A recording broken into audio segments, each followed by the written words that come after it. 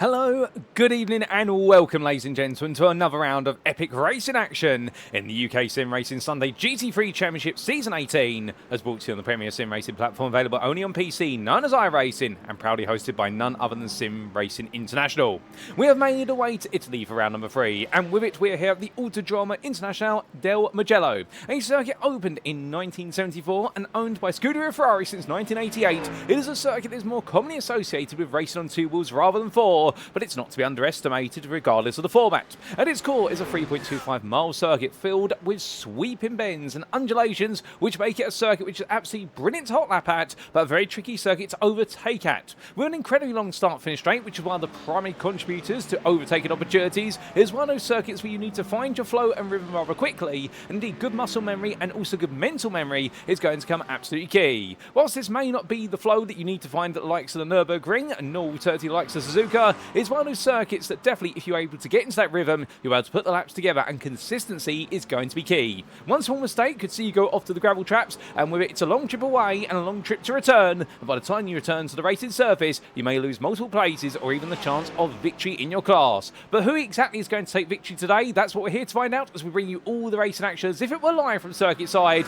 given the fact this is a post-round broadcast. Indeed, the race had occurred on Sunday the 19th of April 2026. We're here today on Monday the 20th of April to bring it to you as if it were live, and therefore it means we do not know who exactly takes pole position, with the qualifying session currently getting underway in the background, nor most importantly who takes the victory across our 3 classes of Pro, Inter and Club. And therefore it's going to be as close as possible to raw live viewing experience for you guys and girls tuning at home. And well, in the comment if you have myself, my name is Paul Walsh, and I'll be bringing you all your racing action as it unfolds today. You can catch this broadcast, of course, on any place. You can catch all the racing action from SimRacing International Series on a weekly basis, where we live broadcast or post-round broadcast. We never miss a trick, and there's on our official YouTube channel at youtube.com, and search for SimRacing International SRI, and you can be tuning in there. And feel free to subscribe today, so that way you stay up to date with all those broadcasts, because we have plenty going on, and plenty all the way throughout 2026 and beyond. But without further ado, ladies and gentlemen, let's set the scene for this opening run of what is another sprint race, and indeed, we've had an endurance round just before this, so it's an absolutely thrilling round in round number 2 at the circuit of Spa-Francorchamps, and we really need to understand what exactly has played out after our first 2 rounds, and now we open up the return to the sprint racing today with the circuit at Mugello. So without further ado, let's take a small trip back in time.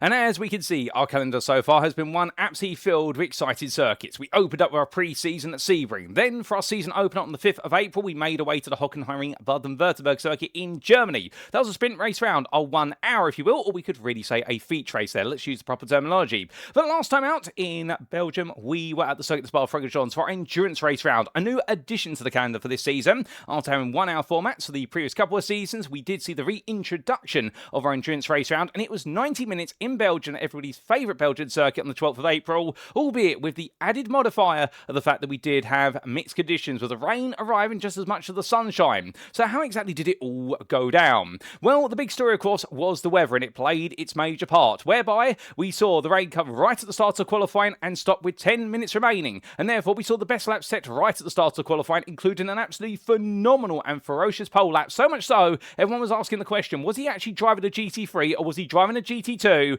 It was Eduardo Royes who was the star of the round by far, and he took the overall pole position by 2.46 seconds. Yes, that's not incorrect to my notes, by the way. I've had to double check it. I've even got the fact finders out there to see if it's fake news. But no, this is not a Twitter post or a truth post. It is the truth in the fact that Eduardo Royes absolutely dominated in qualifying, because he got the lap together right at the start when the circuit was at its optimal. And then we did see the rain come in, and it really forced everybody to have to try and find the last couple of attempts and hundredths. However, as the rain went away, and towards the end of the qualifying session, we got to see many a driver improve. Now, Fotis Katechos, he thought he had second place on that qualifying grid, and with it, the pro pole position. But in Sunny, right at the end of qualifying, Thomas Noakes saw that there was a drying line, and he snatched that class pole position and second on the grid away by 7 tenths a second. But still, if it was the battle between Fotis Katechos and Thomas Noakes in qualifying, it wouldn't quite be that way in the race. We'll come to that very shortly, because, of course, we must give a shout-out to Martin Kenyon, who was the club pole sitter at the circuit of Spa-Francorchamps, who used the Noakes Noakes approach of going out late in qualifying, and he got things done quite quickly in the end. And in fact, no, let me correct myself there. He took the Eduardo Arroyo's approach. He was out there at the end of qualifying, and he was able to get that lap together and take 5th place overall in a similar fashion. And he was 1 second ahead of Stephen Wilkinson, who also inhibited his own approach there of trying to go out when the circuit was drier rather than wetter, and he was able to get that lap together right at the start. But qualifying was just 1 lap. What about over the 90 minutes of racing? Well, we got to see Fotis Katechos absolutely deliver one of the most incredible drives I've ever seen, taking victory overall and in pro by 51.5 seconds. You had to be there to see it, and he took the lead off of Thomas Noakes on lap number 2 and the overall lead from Eduardo Arroyo on lap number 3, and he never looked back. He looked absolutely on a different plane of existence when it came to the wet weather conditions there, and he put it all together over the distance. But of course, one of the big challenges of the race was essentially knowing when to come into the pits, and we thought that many a driver had gone to slicks when they hadn't. They had stayed on wets or gone to a new set of wet tyres, and lots of drivers were hoping that the circuit would dry up in the final half an hour to enable the slicks to become the optimum tyre. It only really became a consideration of the slicks in the final 10 to 15 minutes,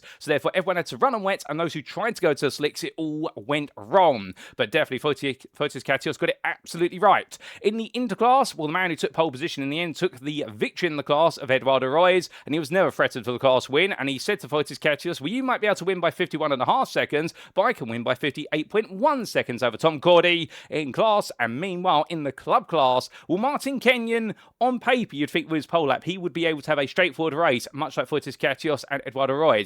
He made it very difficult for himself, however, because what ended up happening was that in the race, it was not straightforward, and a good start and got him away and got him into a comfortable lead. But he lost the lead on lap number 7 to Jordan Maymar, who was looking very impressive after a difficult qualifying session. But if lightning could strike twice, it struck Jordan Maymar most definitely, and hopefully we won't see it strike him thrice today, in the fact that Maymar had a huge shunt on lap number 20. It put the car into the barrier, and with it saw him forced to retire a lap later on lap 21. And after that, well, Martin Kenyon was untouchable for the rest of the race, with many of his faster or equal rivals as the race headed towards its conclusion. They were not able to catch up because they made errors of their own, including Grant Miller having a major incident on lap 3 from turns 2 through to 4 when he was started to really find his pace, and also Tom Wheeler's demise on lap 2, just 2 of the key highlights, and therefore Martin Kenyon was really given an open door opportunity to retake that lead for Jordan Maymar and then just walk away from it and make it 2 wins back to back. So those are the big stories of the circuit Spa-Francorchamps, and here we are today then for the Mugello Grand Prix circuit. Sunny skies are expected, although there's a lot of clouds as I look out my Conte booth window at the moment, so I don't know where the sun's gone. If anybody's been able to find it, please be able to get the clouds out of the way for us, because we'd love to see some sunshine in Italy, particularly in central Italy. But we are here at the Mugello Grand Prix circuit, and after today we make our way to Japan for the Fuji International Speedway on the 26th of April for what's going to be mixed conditions in Japan. And well, Fuji is always one to watch out for when it's raining. But still, there's nothing like quite being in the present. And as we come into our 3rd round, well, let's talk a little bit about how the standings stand after 2 rounds of racing. Because that's right, we do have our championship standings. A huge thank you to the SimRacing International administration team for getting it all together. And they do so much work behind the scenes to get these standings together, indeed. And that's why they look absolutely lovely. I'm going to go out there and say these are some of the best standings I've ever seen in terms of commentary work, because of the simple reason they make it so easy to digest. And in terms of digesting the Pro Championship, after what is 2 rounds, Thomas Noakes leads at 190 points, the best part there of 36 head of Fotis Katechos. Now, the Split Track Esports driver will know that he can potentially strike back even more today. He took that win ahead of Noakes, who was the runner-up, but Noakes right now, with back-to-back podiums and a win, he's definitely the one leading the way. But as a reminder, remember these endurance race rounds and our feature race rounds, they all equal the same points. It's the showdown rounds, rounds 8, 9 and 10 that are worth 50% more points. So the fact that Katechos took the victory over 90 minutes, it means nothing more than taking the victory over 60 minutes currently. But it does mean that right now, Noakes has bought himself a little bit of a gap. And Fotis Katechos, meanwhile, has pulled away in 2nd place. But Kyle Roy, now it was a bit of a shocker for Kyle Roy, the Scotsman for Axis Sim Sports, normally commonly associated with being a bit of a wet weather maestro of his own, and he has to be fair, if he lives in Scotland, given the fact they don't know what season it is in Scotland. And well, take my reassurance for it, ladies and gentlemen, in the fact that I've been up there before in the midst of February, and I've had sun, snow, rain, cloud, you name it, it's all happened in the space of an hour. And I'm sure Kyle will attest to it, and that's no insult to the Scottish people. Indeed, they've got to be very capable and durable in those weather conditions. But for Kyle Roy, his native weather did not play out in his hands at the Spa-Francorchamps. A couple of major incidents in the end saw him in the end relegated to a 6th place finish. But still, he'll be looking to bounce back today. Then Max Wheeler, 12 points behind there for Verso Fast. With three-wheeler racing, and well, his story was one where he just gradually overcame the troubles of other drivers to make his way onto the podium, and he was very happy with that in his Mercedes AMG Evo machine. Archie Williams sits in 5th place at Axis SimSport with SimWorks, teammates Carl Roy, of course, and right now yet to score a podium, but he came close to it last time out, and he's ahead of Tim Proberts there, who sits in 6th place. On 92 points, it's now further 2 to Harvey Wheeler, the Averso Rapid by three-wheeler racing driver, who had a non-finish last time out after his 2nd place in the season opener, so it's been mixed fortunes for him thus far, and Matthew Croft, a non-finisher of his own in Belgium, and therefore losing some key momentum. Casper Rotner sits there in 9th place ahead of Thomas Pugh. They complete the top 10. It's Darren Sharples and Nathan Anstis who round out the top 12 of the pros. But in the interclass, meanwhile, the second tier of our classes, here we can see Tom Cordy. Well, he's feeling quite cordial at the moment, as he's currently back-to-back 2nd place finisher, yet to take a win, but to be fair, his consistency has proven very good. Although, if you read the room last time to Belgium, he definitely had the bit between his teeth coming out of qualifying, because it was a brutal qualifying session for him. Did not have the pace and wet weather conditions, took 9th on the qualifying grid for the Inters, and then had to make a huge amount of progress in the race, and he did so on the first 2 laps, and he continued his climb over the race distance to make it on to the podium. And, well, many would say that if it were not for the major instance of Jack Barker and also Brandon Vincent Squibb, there would not have been a podium for Tom Cordy, and indeed that dramatic instant for Jack Barker in particular in contribution with Matthew Croft losing it over the Eau Rouge Radion complex, where in the end Tom Cordy will definitely be hoping that he doesn't need to rely as much perhaps on luck today to be able to make up the lost ground. But of course, the first thing he needs to do is have a good qualifying lap. Brandon Vincent Squibb sits in 2nd then for Type 2 racing, the best part of 28 points behind, missing out on the podium after a mid-race instant at Spa-Francorchamps, but 3rd and 4th, he's definitely starting to achieve some degree of consistency. He's ahead of Mikey Stewart by 22 points. The Axis SimSports driver there with SimCoach, definitely looking quite strong, at least in the dry conditions, with that win, of course, in the season opener. But in the wet condition, it definitely was very damp for him, and it dampened his aspirations, and it was a nightmare round, I think you could say. In fact, he took 14th in qualifying, struggling with the evolving conditions in the qualifying session, and in the race, 2 major incidents on laps 2 and 3, and that was effectively it for him. He was a lap down at that point, and further incidents at the end of the opening stint relegated him to finish 2 laps down, but he still got to the finish, and that's what it's all about, and secured the key points. Eduardo Royes, that absolute monster performance there. Indeed, I would say that if Michael Schumacher was Spanish, Eduardo Royes is definitely the second coming of him, because the Axis SimSport of AB Design driver, I think, putting on a performance there that even would have made Ashley Brooks very proud. And 126 points, he's 4 ahead of Hayden Young. A podium for him, his first podium of the season. He looks very good. Keep your eyes out for the Send It racing driver in the dry and the wet. Jake Muttett sits in 6th place for Phoenix for Racing Blue. He wasn't feeling blue with an 8th place finish, another top 10. Ahead of Andre Montini, the Axis SimSport Smurf team there. And indeed, I don't think Smurfette was too happy at the fact the remaining driver in the end non-finishing, and nor Papa Smurf there would be too pleased with that as well, and he'll be looking to bounce back today. Luke Sherlock sits in 8th place there for Darkwing Racing ahead of Daniel Pays, with Sherlock having the non-finish at the Spa-Francorchamps circuit. Meanwhile, Daniel Pays only competing in round number 2 thus far, but he took a top 5 and he was very happy with that performance.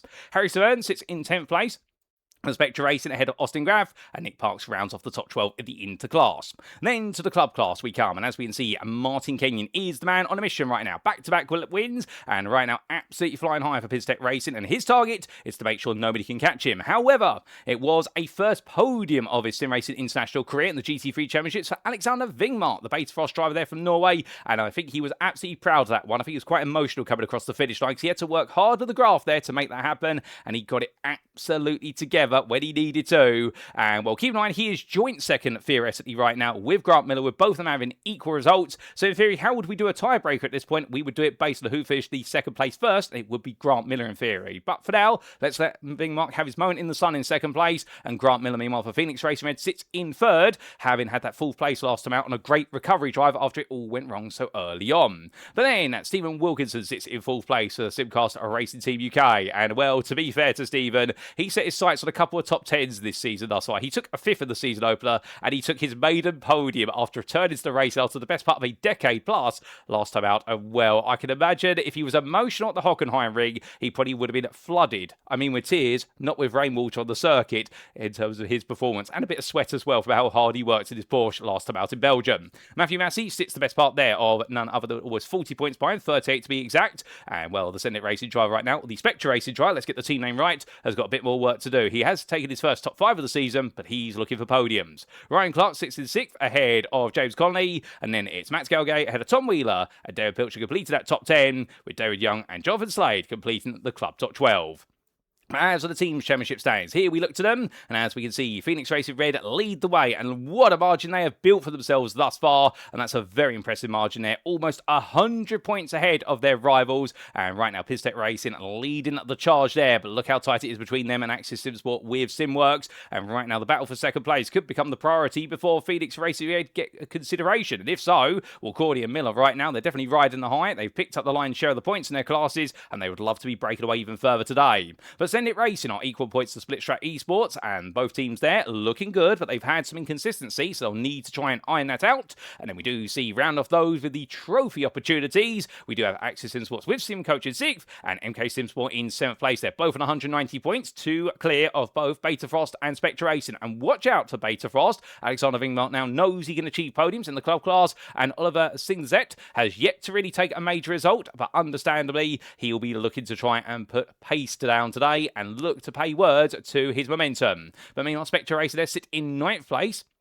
And well, Matthew Massey and Ryan Clark, they're building some momentum, but they do seem to be just a little bit furtive at the moment with regards to their performances, and they'll be hoping to lay down some key routes today. And Axis SimSport with AB Designs completes the top 10, a further 2 points behind. But right now, of course, we're only 2 rounds in, so therefore this team's championship could be blown wide open come the end of today. But Phoenix Racing Red definitely laying down a key marker. Now let's talk a little bit about our host circuit in this, slightly extended opening to our broadcast today. And as we can see, we're here at the Grand Prix layout of the Mugello circuit, located near the town of Scapiera e San Piero in the Florence province of the Tuscany region of Italy in central Italy. 3.25 miles in length, or 5.24 kilometers, depending on your preference of units, but what never changes the number of corners, 15 of them in total, and well, a very fast-flying circuit filled with undulations, and a huge thank you iRacing.com, not just for their brilliant simulator, but the absolutely superb track maps that come with it. But there's just one problem with two-dimensional track map, as we can see here, it doesn't allow us to really understand those elevation changes, so we're not going to dwell on it for too long, ladies and gentlemen, but what you can see, 15 corners here, many of them very fast and aggressive, particularly in the second half of the lap, beginning the course with the Arrabbiata 1 and 2 complex at turns 8 and 9, and also that lovely run through Contaria, and also Bucine at turns 12 and 15, but we've also got plenty of chicanes out there, including turns 2 and 3, Luco and Poggio Secco, also there Materassi and Borgo Sol Lorenzo at turns 4 and 5, the run downhill through Casanova and Savelli at turns 6 and 7, and also we have Scarpier and Pelagio at turns 10 and 11, and there's a fifth chicane in there, if you will, Biondetti 1 and 2 at turns 13 and 14. But without further ado, we'll show you those chicanes on circuit and plenty more as we make our way back to circuit side.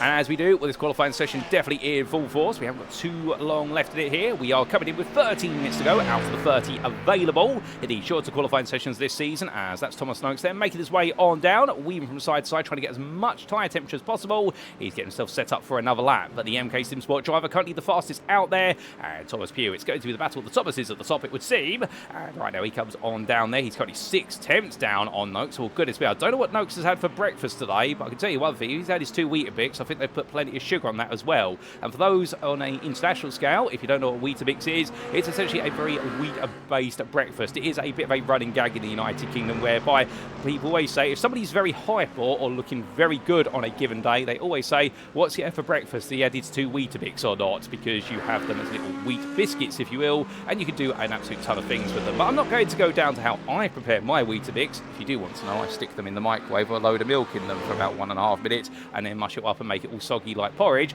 and I'm sure there'll be many sat there right now thinking that's absolute blasphemy, you're meant to have them cold. If so, don't point the gun at me, ladies and gentlemen, I'm allowed my preferences as you are. But right now we would prefer to talk about a new driver to the grid today, and for Altitude 3M Esports it is none other than Adam Watson who joins the grid in a McLaren 720S Evo, and a big warm welcome there to Adam Watson, and we're a very established driver amongst the rather grandiose Altitude 3M team. And well, I do believe when I caught up now, who was it I was catching up with from the team the other day? I can't remember, you have to forgive me, ladies and gentlemen, but when I did catch up with one of their drivers, I was saying to them, how big is the team now? And also tell them about the fact that they're competing in so many SimRacing International Championships, to the point that they said back to me, really, I didn't know, the team's grown so much over the last couple of years, I can't keep track of who's exactly where and who's racing in what at the moment. Indeed, Altitude 3M Esports, such a huge team, but such a talented team, and Adam Watson being definitely one of their big talents out there, and we give him a warm welcome to the SimRacing International UKSimRacing Sunday GT3 Championship Season 18 grid. Of course, the Sunday Showdown Series, as it's formerly known. And as he makes his way on down, Adam Watson right now currently 4th fastest, as he sets a 45.239. Mikey Stewart, he's looking to be the quickest of your Inters at the moment. And for the uninitiated, how do you tell who's a pro, an Inter and a club driver? Well, you do so in the timing tower, but you can also do it with the door numbers. Now, door number wise, you will see that your pros out there will have 300 to 399. Meanwhile, your Inter drivers will have 200 to 299. And you guessed it, for the club drivers, it's 100 to 199. But you could also tell, if we go from club upwards, club who have the blue slashes against their names in the time tower. For example, none other than Grant Miller here, who makes his way around, currently 21st fastest overall. Those who are in the Inter class, they have the green slashes against their name, and those who are in the pro class have the red slashes. But we need to come back to Mikey Stewart, speaking of green slashes, and well, he's even got some green on his door number there. I think that might be a coincidence, but big thank you to him for doing so. That makes him even more identifiable. Well, he's currently looking the fastest of everybody in Inter, and a very commendable 6th place overall at the moment. And Hendrik Silke is currently the 2nd fastest, down in 11th place, but he's only, oh goodness me, I'm going to have to adjust my eyes. No, that's actually correct there. That is 1,000 between himself and Brandon Vincent Squibb. Well, right now, you couldn't ask for closer. You could ask for matching lap times, and it's done based on who set the lap the first. Well, as Brandon Vincent Squibb makes his way onwards to the Ford Mustang, right now trying to push a little bit further. But this is going to be very hard here at Mugello, and qualifying is so important. More on that very shortly, as Matthew Massey definitely knows the importance of qualifying here. As we see a brick wall, don't worry, he's just a bit camera shy. There he is, hidden behind the safety cars. But the Spectre Racing Feet Murby car currently parked up there, and he's currently looking to be your club provisional pole sitter. It is BMW M4 Evo. Martin Kenyon, he's not in the car at the moment, and indeed the Lamborghini driver, the 2-time winner of club so far this season, he's in a 14th place. But as Hayden Young makes his way onwards, Grant Miller's also in the pit lane, currently 3rd fastest of your club drivers. He's a bit further away from Kenyon and Massey, who are separated by just shy of 400s, and Miller right now is 3/10 off of the back of them. But what do you need to know about qualifying and the racing here today? Now, a 60-minute race at Mugello is going to be a tough one on driver and machine. Tyres are going to take an absolute beating, but our driver's ability to be consistent is definitely going to be something that will be put under a lot of pressure. The reason being, you have so many flying corners around here, as we do look to Jordan Maymar, who's been one of the most consistent club drivers so far this season, but he's also consistent. He had a lot of bad luck, and he'd be hoping all that bad luck has gone away today. Indeed, it always seems to gather on a single driver. Alas, I digress, and we must talk a little bit more about qualifying and the race. So, the race itself will be a tough one. We are expecting consistency to be put to the test, and also the ability to manage tyres and doing some fuel saving. But fuel saving is really going to take a big emphasis if you want to make moves in the race, because the problem you have here at Mugello, whether it be on 2 wheels or 4 wheels, it doesn't matter how many wheels you have, this is one of those circuits that does not offer that many overtaking opportunities. The only real place you can go for a clear-cut move is in the run down the start for the straight, which we see Jordan Maymar making his way down now in towards turn number 1. But after that, you have sweeping bends throughout the entirety of the lap, and not many long straights connecting them together. They're all short connectors, and what it means is to be on the inside of a given corner puts you on the outside of the next. And even at turn 1, you do have that. In fact, if you hold it around the outside of the opening bend, you can be on the inside for turn number 2, but the problem you've got to beat is the fact you go from a slightly cambered mid-entry point into the corner, going through the apex, to a slightly off-cambered exit point, as we do see there. Jordan Maymar taking a sausage curb, and well, that immediately spits him out there at turn number 3 into the gravel. That's the one thing you don't want to do. You want to attack those sausage curbs, you just want to tap them with the leading edge of the front right tyre. Or if you've got a heavy car that's set up with the suspension, as Brandon Vincent Squibb does, you can run over them. But the more you run over them, the more you unsettle the car, no matter how heavy it is, even if it is the very heavy Ford Mustang or the proverbial American battleship. He makes his way on through there. The Type 2 racing driver right now, 4th in the Interclass. In terms of his qualifying time, still trying to find some time to Hendrik Silke, as Steve Hughes has pitched his post right ahead of them there. And, well, no way. That is 2,000s covering Steve Hughes, Hendrik Silke and Brandon Vincent Squibb. If they were any closer at this point, they would be joined at the hip in terms of qualifying time. That's very impressive there. And, well, this could be one of the tightest qualifying sessions we'll see between them. But as Jake Muttett makes his way on around. So qualifying is going to be vital. In terms of that overtaking, it's going to be very challenging. You want to qualify well. Now, it doesn't guarantee you're going to win the race, because you could easily make a mistake, but it gives you every opportunity. As Tom Cordy makes his way on past my Conte booth window, does he improve? The answer is no. He is looking quick out there. He set some personal bests, but his final sector was a bit dismal, so we're going to have to keep an eye on him every so often. But therefore, qualifying well will go well. Strategy will be critical, and if you can go for the undercut or the overcut, you may just be able to gain some time, and it will normally be the overcut, at least for your top 20 drivers. Now, we do have 51 drivers here today, including a few who have not set qualifying times thus far. This is one of them, Jonathan Slade. Also, David Young has yet to set a time, and James Connolly, although I do believe David Young might be just sat in the pit lane right now and opting instead to start from the back of the field. We are just going to double check whether we do have any potential penalties, and the answer to that is we do not. We did have a couple of drivers pick up licence points from the circuit Spa-Francorchamps, albeit not too many incidents were reported, although there were some huge incidents, including Cy Anstey, whose car went onto its roof. Here he is. It has been righted, and well, Cy Anstey makes his way on around right now. Very pleased to see the cars all back together. A huge scary moment, to be fair, going through what was Blanchimont corner, where in the end the car went sideways into the gravel, and as gravel does, well, once you go sideways into it, its purpose is to slow the car down. But the problem is, when you go horizontally into a gravel trap, well, one side of the car slows down, and the wheels on the outer edge, so the wheels that hit the gravel first, they slow down quicker than the rest of the car. So suddenly they dig into the gravel and the car gets pitched onto its roof, and it'll happen in real life as well. If anybody's seen a car go sideways into Paddock Hill Bend at Brands Hatch, you know exactly what I'm talking about when a car goes sideways into there, and downhill as well. All that momentum gets amplified, and gravel traps, they are there to try and slow cars down when it goes wrong, but of course when they go sideways in, it always looks a bit more horrific. But it's always the challenge of modern motorsport, in the fact trying to make circuits as safe as possible, but in the pursuit of safety you're always going to have those odd trade-offs. But meanwhile, Cy Anstey makes one around. No signs of him putting himself on his roof at the moment. And we're down towards turn number 4. Hopefully we don't see him on his roof, to be fair. I feel as though I've now coined it's going to happen at some point. And well, I'm sorry, Cy, in advance if I have cursed you in this race, even though it's happened already, the race. But the commentator's curse seems to be very real in these post-round broadcasts. I don't know how it happens, ladies and gentlemen. Please send answers on the postcard, as Craig Charles would say, if any of you are a big fan of him in the era of watching Takeshi's Castle all the way back in the early 2000s.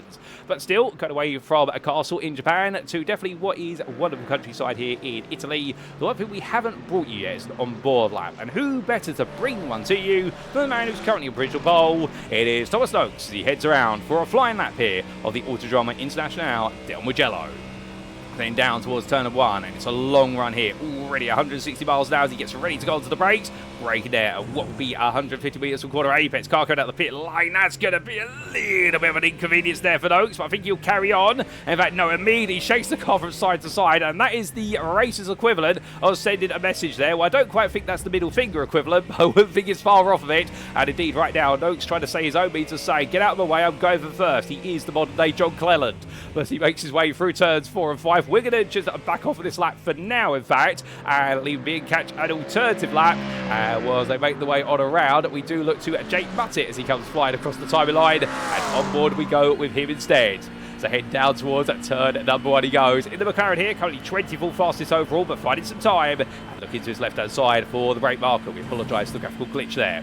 Onto the brakes, 150 metres, and all the way down the gearbox. You've got to time it nice and tight to get a good exit, and he does so there. First gear at the light portion, and now up to second and in towards the left-hander at turn number 2. Left into right he goes here. You've got to be smooth with the car. Decides to roll it a bit deeper out of 2 in order to make sure he gets the line into 3, but just runs a tiny bit wider and may have invalidated the lap. Going onto the brakes here, 100 metres from turn number 4 into left-hander, another right, but here having to settle down the rear end of that McLaren, but very sensitive on throttle input there is Muttett, and I think he may have a very loose rear end on this McLaren. It's not helping him. Downhill now he goes in turns 6 and 7. Right into the left here he goes and builds up the throttle. Now full throttle as he exits the left hand and brings the car over to the left hand side to open up Arrabbiata 1. Here goes late as you dare, holding 4th gear. Understeers a little bit wide, but he'll carry the speed down up the hill for Arrabbiata 2. Taking all the apex curve there and plenty more as he heads over the rise. And now in towards turn number 10. Onto the brakes, 75 metres to the quarter apex, down to 2nd gear, right into left he goes. And as he comes through the left hand, now on the throttle, as he lined it up nicely, yes he has. And going in towards turn number 12, onto the brakes here. It's a downhill braking zone, and therefore you trail off the brake, wait for it, wait even longer. You've got to be so patient here, and then gets the throttle back on as the off-camber nature of the corner will push the car out wide otherwise, and now flat out for turns 13 and 14. No lift here, even in race conditions. And they'll get roared to get ready for Galp corner. And turn number 15 brings the car to the right-hand side, and onto the brakes here. Downhill once again, much like turn 12. And the difference is it's a much more open corner at exits, therefore you get the throttle nice and early, and Muttett now charges towards the timing line. But as he does so, well, his opening sector was nothing to shout home about, but his middle sector definitely was. And as he crossed that timeline, was it valid? Because he did have a slight off track coming through turn number 3, and the answer is going to be for Muttett. No, it does not count. It's invalidated. He's got one more chance at this. He's got so much time in the middle and the final sector. Muttett right now could be in the top 5 of it if he can get this together for Phoenix Racing Blue, but he's got to nail down that first sector. Perhaps he's got to sacrifice a bit of pace there in order to do so. Tom Cordy in Phoenix Racing Red Machinery, the 2-1 drive goes up to 15th overall. That's going to be 5th in the Interclass, so he's improved right at the close of the session. And well, as he makes his way on around, we do see some other improvements go along. Jacob Jenner all the way down in 38th, and right now this is not where you want to be whatsoever, as he rolls his way down the hill and on towards what with the timeline. What's he going to be able to do here? Can he find a bit more time? He's currently 15th fastest in Pro, but that's the last spot you want to be, is at the back end of the top 40, the lowest of the pros there by a margin.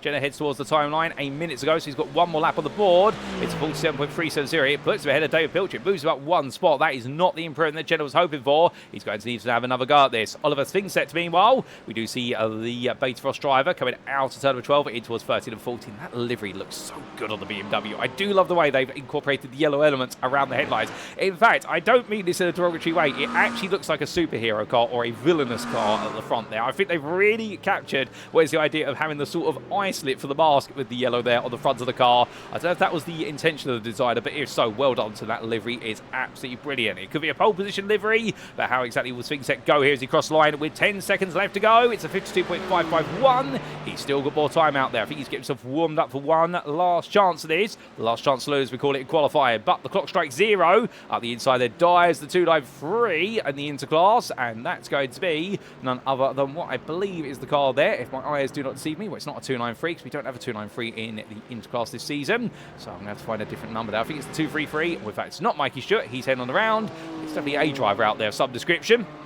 And we'll try and get an update on that when we can. But meanwhile, Mikey Stewart rolling his way down the hill. And right now, he's still on, of course, that into pole position. As there's going to be any more improvement out there. The biggest shock of them all, in fact, Eduardo Royes. Well, the Spaniard right now for Axis Simsport, he's currently 44th fastest. And well, with no sign of rain in sight and at a home circuit Ferrari. But right now, the Tifoso will be rioting over this. They will not be happy to see these down in 44th. 18th fastest of your Inter drivers at the moment. And what an opposite end of the spectrum after his heroics at Spa-Francorchamps. Well, can he put something magical here together now? Coming on through, it is Ferrari 296. Goes a little bit deep there. Too early on the power. Coming through Gout Bend. All 30. The understeer has not been dialed out. And rises into the pit lane. Well, he's gone from hero to zero here in qualified today. Eduardo Royes has not had this work out at all. Ryan Clark makes his way down here. Where's he going to move himself? He's currently 6th fastest in the club qualifiers. 30th overall. He's on for a good lap. Well, he was on for a good one. Lost about 46.871, his previous best. Clark heads towards the timeline this time. Has not improved on the first or the second sector. Can he find a bit more time perhaps in that final sector then to promote him upwards, get himself close to the Baybar? No, he cannot. Missed out by 4 attempts then, so he wasn't quite on the lap we thought he was. David Pilcher across the line. And the SimCastle Racing Team driver stays at 38th there. That'll be 8th fastest in club. And Archie Williams across the timeline in 17th and final lap. That's the car we were looking at earlier. It was the 393, not the 293. I do apologise there. The green door cards for the pro driver definitely messing up our mind here, but that's on me and not on Archie. As he comes to the parking zone there, he will take 12th, 23rd overall, but that is qualifying complete, ladies and gentlemen. Well, Thomas Noakes takes the top of the times out there on a 44.563. 6/10 faster almost than Thomas Pugh, but it's an all-Thomas front row. 2 pro drivers there, a Ford on one side and Mercedes on the other. And the theme of V8s continues because we have your turbo-supplemented V8 on the second row of the grid of Harvey Wheeler in his Aston Martin and Adam Watson in the McLaren 720S Evo. And then Fotis Katechos will start 5th there, not too far adrift, but he'll be ahead of Mikey Stewart, your Interpol sitter, who starts 6th. In the Interclass, beyond him, you have to go to 11th, 12th and 13th to find the rest of the top 4 of Hendrik Zilka, Steve Hughes and Brandon Vincent Squibb. And they will be split from Tom Cordy by your club pole sitter of Matthew Massey, who'll be grinning like a Cheshire cat to have outpaced Martin Kenyon in his qualified session, but Kenyon wasn't too far away from him, and Kenyon will be starting in 16th place there, and it will be starting 3rd in the club class, Grant Miller in 22nd. But that is qualifying, ladies and gents, for that key part of the racing today, and we're almost set now to go racing, albeit with a 5-minute warm-up session firstly. Now, of course, this 5-minute warm-up session absolutely critical to our drivers. They will need to get the best possible feel for the track conditions. Plus, also, they'll need to make sure they've got that setup absolutely dialed in, as we do see Harvey Wheeler's car making its way out down towards turn number 1. Others will decide to take a big comfort break and just simply put their feet up in the pit lane for a brief moment, although I don't think they'll be able to put their feet up for that long, to be honest. But they'll be taking a breather, perhaps calming some nerves. Some will go for a bathroom break. Some may even go get rehydrated a little bit. And, of course, there's a great opportunity for you guys and girls tuning at home. If you're sat there right now thinking, you know what, I could really do with a good cup of X or a good glass of Y, go fill that cup of glass up with it right now. And alternatively, if you are feeling a little bit peckish, don't be shy to go grab yourself a packet of crisps or some popcorn, whatever your broadcast snack is, because definitely you will not want to come away from your TV, your PC, or your projector screen. We do go green flag racing, because whilst Mugello is expected to be a little bit of a quieter circuit for overtakes, this is one of those circuits where you will see drivers driving on the absolute limit to push each other around and also to see if they can make a move. And that is the thrill around here. Much like with motorcycle racing, it's about the thrill. At any moment when they're driving on the limit, they could get it wrong, but they could get it so right. And when they get it right around here, it has to be seen to be believed. And to be fair, this circuit has been a staple of many an international series over the years, and every so often it comes into and out of calendars, and it's no stranger to GT racing, including being part of the 24 hours GT series, with there being the annual 12 hours of Mugello race, if my memory serves me correctly. As Harvey Wheeler makes his way on around, well, we do just want to take a brief moment, ladies and gentlemen, to talk about something very serious to the heart of many a motorsport fan, whether it be in the simulated world or the real world. Well, many of you may have heard about the tragedy that did occur earlier well, not earlier this week, in fact, over this previous weekend, I should say, and it was the tragedy at the Nürburgring for none other than Juha Miehittinen. Well, ladies and gentlemen, we need to talk a little bit more about that, so do please indulge us for a brief moment or two in the fact that, sadly, on the 18th of April 2026, Juha Miehittinen tragically lost his life following a major incident at Klosterol on the Nürburgring Nordschleife. Now, this was during a qualifying race for the ADAC Ravenel Nürburgring Langstrecken Serie, the NLS. And to tell you a little bit about Miehittinen, born in 1960, he was a respected Finnish endurance racer who formally made his racing debut at the age of 30 in 1990. He gradually became closely affiliated with the Nürburgring Nordschleife community, building a strong reputation in the VLN/NLS categories through competing in the V4 and BMW 325i Cup classes, and this being with the teams of Kevin Motorsport and also Kevin Sports and Racing, amongst others. His career highlights were not to be understated and did include, but were not limited to, winning the 2023 NLS V4 Championship, also finishing third in the V4 class of the 2024 ADAC 24 Hours of the Nürburgring, and also finishing third in the 2025 NLS BMW 325i Cup Championship. So without a doubt, Miehittinen will be sorely missed by the motorsport community, both at the Nürburgring and beyond. And here at SRI, we send our condolences to Miehittinen's family, friends and teammates, as we do hold this minute's silence in honour of him before we go racing today.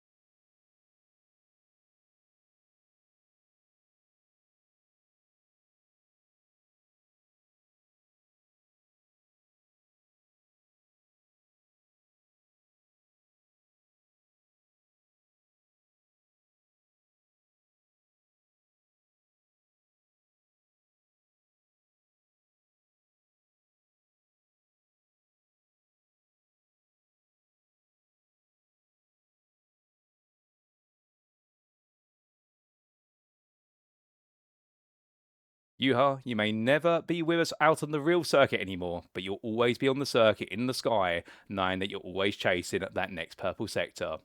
But with that, ladies and gentlemen, we do head back to circuit side with our minute silence complete, and we get ready to go racing. Those tragic circumstances at the Nürburgring, and well, many of you will know plenty more about it, but we will not go into them there. It always goes to highlight the importance of safety in motorsport, and no matter how safe we make motorsport, there's always the risk of death and injury. But Miehittinen there will be remembered, and this could just be a round to remember as we get set now for a one and only race in round number 3 of the UKSimRacing Sunday Showdown GT3 Championship Season 18, brought to you on iRacing by SimRacing International.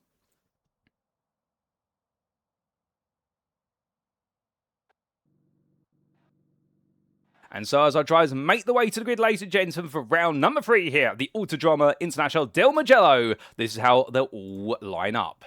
taking pole position today by an impressive almost 6/10 pro and overall, it's Thomas Noakes. He will be joined on the front row, the MK Sim Sport driver, by none other than Axis Sim Sport with Sim Coach, and that's going to be Thomas Pugh, who represents the team there. Starting third behind, it's going to be Harvey Wheeler for Verso Rapid by Freewheeler Racing. He was only 6 thousandths off of second place, but in turn he was almost a tenth ahead of Adam Watson on his debut for Altitude Frame Esports in this series, and we look forward to seeing what Adam could do there in his McLaren. Behind the Briton, it'll be the Greek of Fotis Katechos, the split straight esports driver who definitely has a fan club about him, and what can the 390 drive today make even more fans and make his way onto that podium once again? Or will he perhaps be attacked straight away by the interpulsed of Mikey Stewart for Axis Sim Sports with Sim Coach, starting 6th at the 233. Then it's going to be 7th there for Matthew Croft, and he'll be pleased with that for Axis Sim Sport Bandit.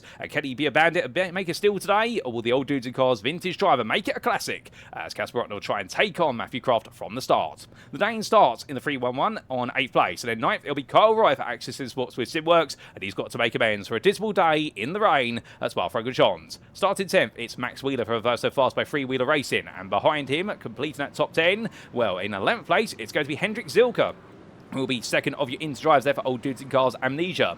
From the Smiling Swiss, it'll then be the welcome Welshman of Steve Hughes, who impressed late towards qualifying for UKSimRacing Norris, taking third place in the interclass just ahead of Brandon Vincent Squibb, and the Type 2 racing driver knows that he's got some stiff competition for that podium today. Matthew Massey takes the club at pole position there for Spectra Racing. That's where we expect to see him. He is a very quick driver out there in the dry, and just ahead of Tom Cordy, who starts off your 8th row for Phoenix Racing Red. Martin Kenyon for Piztech Racing starts second in the club class, but to be fair, given his consistency right now, expected to be in the fight with Massey. They were only 400ths apart. Behind him, starting 17th, it's Hayden Young, and then we do see none other than Darren Sharp, who's joined in the Sendit Racing driver on that 9th row. But behind the Old Dudes and Cars Amnesia 377, it's going to be Tim Probert for Sendit Racing, and then it will be John Harley for Spectra Racing Feet Murby, round off your top 20. Outside the top 20, 21st, it's Cy Anthony for UKSimRacing Hamilton, ahead of Grant Miller, third of your club drivers for Phoenix Racing Red, in no man's land there, well clear of his rivals behind, but quite distant from the rest of the leading group. Then we do have Archie Williams starting in 23rd at Axis Sim Sports with SimWorks, ahead of Jake Muttett for Phoenix Racing Blue. Then it's going to be Jordan Butler for Spectra Racing Feet SimWorks, and he knows he's got more work to do there for 25th, but it's going to be 4th in the club class. It's a good start, at least, in qualifying. Then Daniel Pay starts 26th for Old Dudes and Cars Vintage, ahead of Robin Powney for Sim Coach, and Jordan Maymar there for Simcast Racing UK. Of course, we're going to see the battle of the two Jordans, and the Simcast Racing UK driver knows it's going to be forward from this point onwards, as we then do have none other nor be the machinery of Kieran Davidson, although starting from the pit lane, the Type 2 racing driver, not on the grid, but he would have been 29th.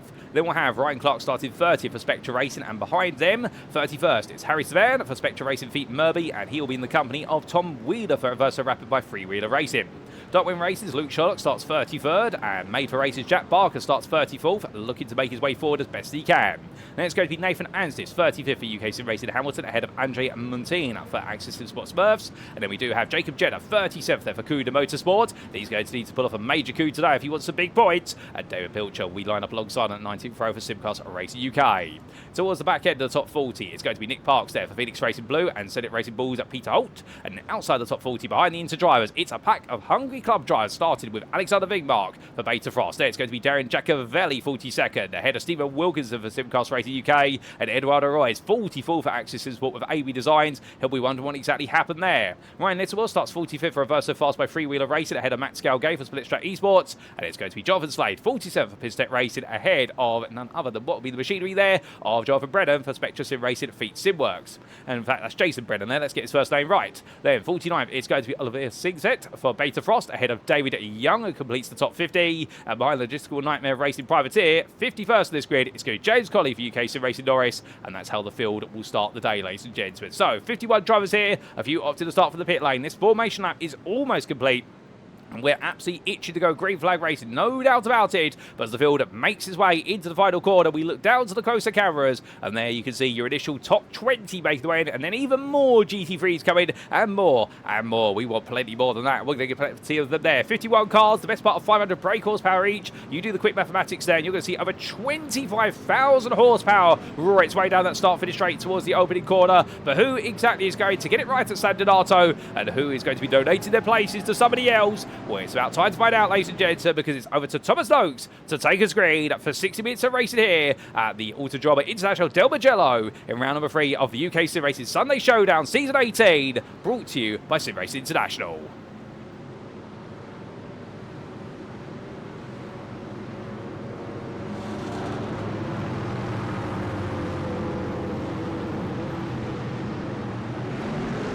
And it's lights out, away we go as the roar of V8 machinery kicks us off, and as they roar their way down towards turn 1, it's a good start for Noakes, catching Pew Nappin, of course, there on the inside in the run down towards the corner, but as they charged away up towards the braking zone, we can see that Pew and Watson side by side here onto the brakes, as Katechos looking to go for his trademark move up the inside, but it's not going to quite work, and Harvey Wheeler covers him off. Watson going a little bit deep there, Phil behind, Matthew Massey gets it nice and tight, coming out to turn 1, Martin Kenyon over the back of him, it's going to be Martin Kenyon having to wait there, as Massey fights it up with Steve Hughes. Hughes loses out a little bit. Further back, Grant Miller. He's been caught up to by Jordan Maymar and Jordan Butler. The two Jordans in going on attack versus Grant Miller. And well, right now, it could be a bit of pressure going on. Oh, goodness me, that's car been speared out the way. Not quite sure who's been speared where, but I'll tell you one thing, that's Eduardo Royce. Royce is down for the count there and drops all the way to the back of the field. But Ryan Littlemore right now side by side here. Oh, goodness me, that's all kicking off in front. Car's going sideways. And well, it's going to be a bit of a mess. Ryan Littlemore somehow weaves his way in amongst all that. My goodness, we're going to get on board of that. Ryan Littlemore somehow dodging the chaos that's happened in towards turn 4, well, the exit of turn 5 in towards 6, and will Littlemore get away with that one unscathed. But meanwhile, we had a change of lead. In fact, hold up a second, what on earth has happened to our leader? We have lost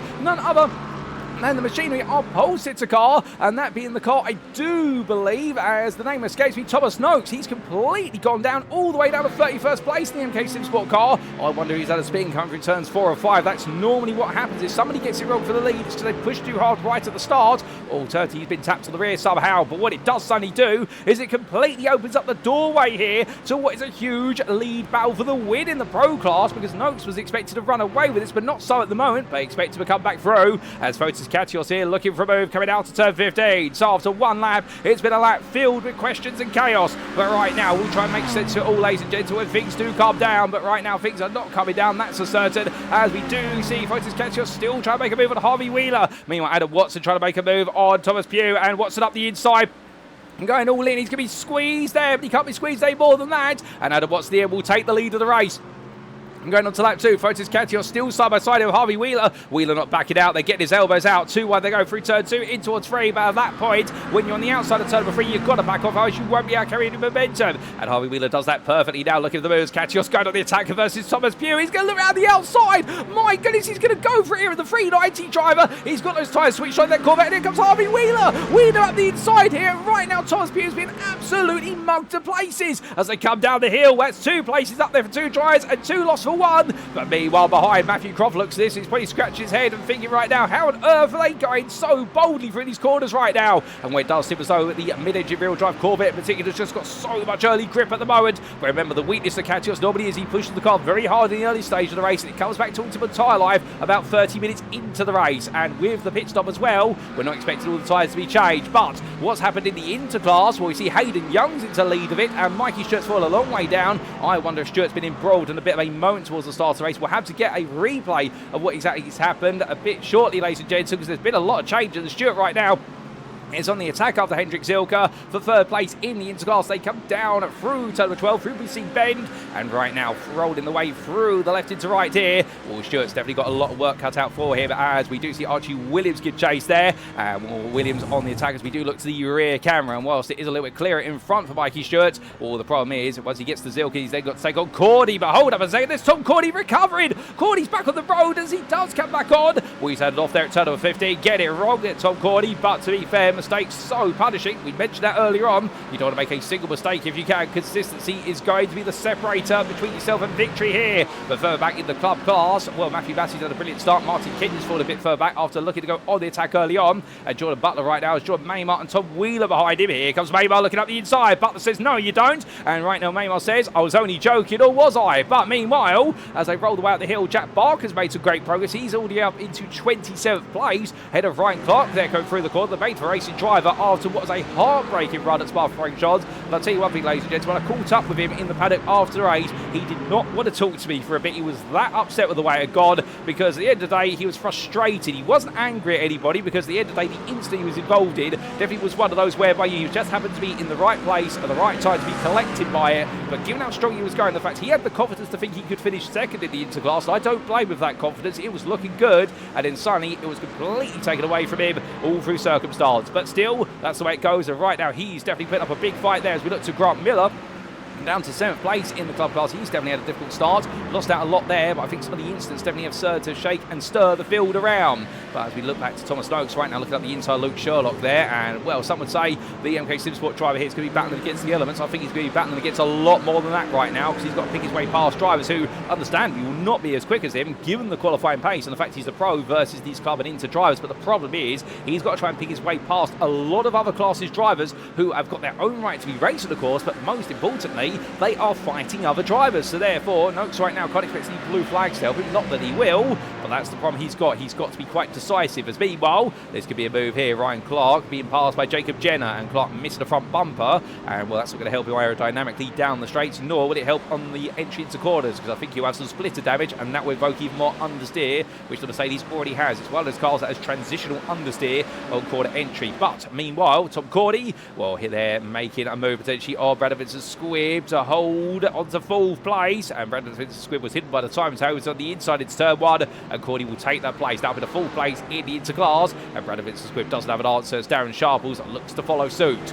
But it's been what starts this race we have had, and as we've got a driver who's had a bit of a trip off the road, they'll rejoin in short order, I'm sure. And I think that might have been Archie Williams just tasting the gravel there coming out of turn number 3. Hendrik Zilka, he's under pressure from Mikey Stewart. The pole shift, the interclass dives up the inside there to turn number 6. And Stewart making that move there. And well, to be fair, you've got to be bold, you've got to be brave. And Mikey Stewart there absolutely judged that perfectly. He had to rely on Zilka giving him some racing room. Now, Zilka didn't have to do that. He could have slammed the door shut. But I think in the end, Zilka deciding, well, Stewart was the pole sitter by a considerable margin.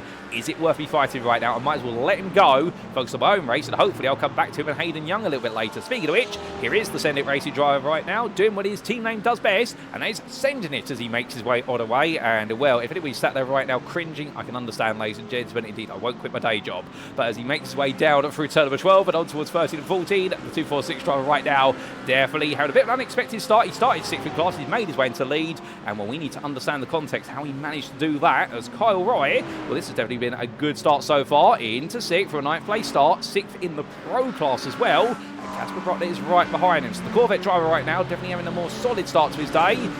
Bit more work to do. James Conley, he's battling side by side with Peter Holt further down the order. Conley right now has started all the way back in the 51st place. He was the last of our starters in terms of how they were classified on the grid. Peter Holt, I think, started from the pit lane alongside Conley, started at the back. And right now they're enjoying a good little ding-dong scrap here, as we can see, just in front of Stephen Wilkinson there, while Roy is going toe-to-toe. And we'll run the way out of the corner. Conley gets put behind Peter Holt there as they make their way down the start for this straight. But as we can see right at the front of this group, there's Ryan Littlemore, the Averso Fast by Freewheeler Racing driver. And if he was the cat, he's used all his 9 lives, given the way he avoided the chaos through turns 4 and 5 exit down towards 6 of the open lap. But meanwhile, Stephen Wilkinson here having to work against Peter Holt. It's going to become a scramble under braking, and Wilkinson in the middle there. As you can see, Sight Anthony wanted to try and brake late and get on the inside of Wilkinson. It didn't work, but Peter Holt right now, what a move there from Peter Holt. If he lands this is going to be a lovely move. It doesn't quite get it in the end. Roy sees him coming 3 wide behind, and whilst they may be towards the back of the field, they're absolutely going all in. And Wilkinson right now fighting hard with Conley. It's like Anthony squeezes his way past the 2 club drivers. So Anthony there having to risk it all, and in the end it really does take the biscuit. As they, meanwhile, we see Jovan Slade and David Young queuing up behind this now. So they're all starting to get involved here. Battles towards the back of the field. They're all fighting over 9th place in the club class. Wilkinson, Conley, Slade and Young, and Oliver Singh set to be while 10 seconds by, but he'll catch up quite quickly to this given the way they're fighting, how much pace they're taking out of each other. But as they take time, we need to take time to look back at some of the big moments in the start of this race, including what exactly happened, ladies and gentlemen, at the race start. And here was the green flag. So this is where we did go green flag racing, and as all the drivers went away, well, what exactly happened at the start? Many of you will be asking. Well, the big question is that Thomas Noakes got a really good start there as we went racing, really nailed it off the line. We made it all the way down. went a bit wrong for him at some point. If we look to the blimp camera here, this will give us a better view of the attacks and battles that happened further back, because Noakes was definitely clear. But then you can see already Fotis Katechos trying to make a bit of a move. Didn't quite work out for him. And Harvey Wheeler also a bit sideways there. But further back, we did have slight anti being passed there by none other than what was Steve Hughes. And then Hughes got back at him, but they all segued the way through. Now we come back to Noakes, who was running away already. So he'd opened up a bit of a gap at this point. So coming towards turns 4 and 5, you can see there what's them to hold off Wheeler. And he lost it on the rear end, going from 4 into 5. The transition has sent into the gravel. All his own volition. So that explains it. Car sideways up the road there. That was Mikey Stewart getting it wrong. And he slid on loose. And then we did have the big scramble here. There was a bit of contact there. I think that might have been our orange Mercedes getting caught up. And that was Ryan Clark collecting another car. But we need to take a look back at how exactly that started. And well, here's the look to Thomas Noakes. And this was Noakes getting it wrong, of course, when he made his way on down into that braking zone. But we're going to get on board very shortly with Ryan Littlemore. There was Noakes' mistake, and then this was Littlemore. So that's Eduardo Roy's getting it wrong at turns 2 and 3. But he's going to come into the scene of all the madness very shortly. Well, you see a couple of cars in the gravel, and then now Littlemore just making his way through the corners. And then suddenly, there's been a bit of a shunt up the road. Everyone starts to slow down. Littlemore puts the brakes on, and he just manages to dodge it. Oh, my good lord. An Acura being spat sideways. That was Max Galgay Split Track Esports Acura that was sent out the way. And, well, I don't know how he managed to survive that. My good lord, ladies and gentlemen. This happened to Luke Sherlock, meanwhile.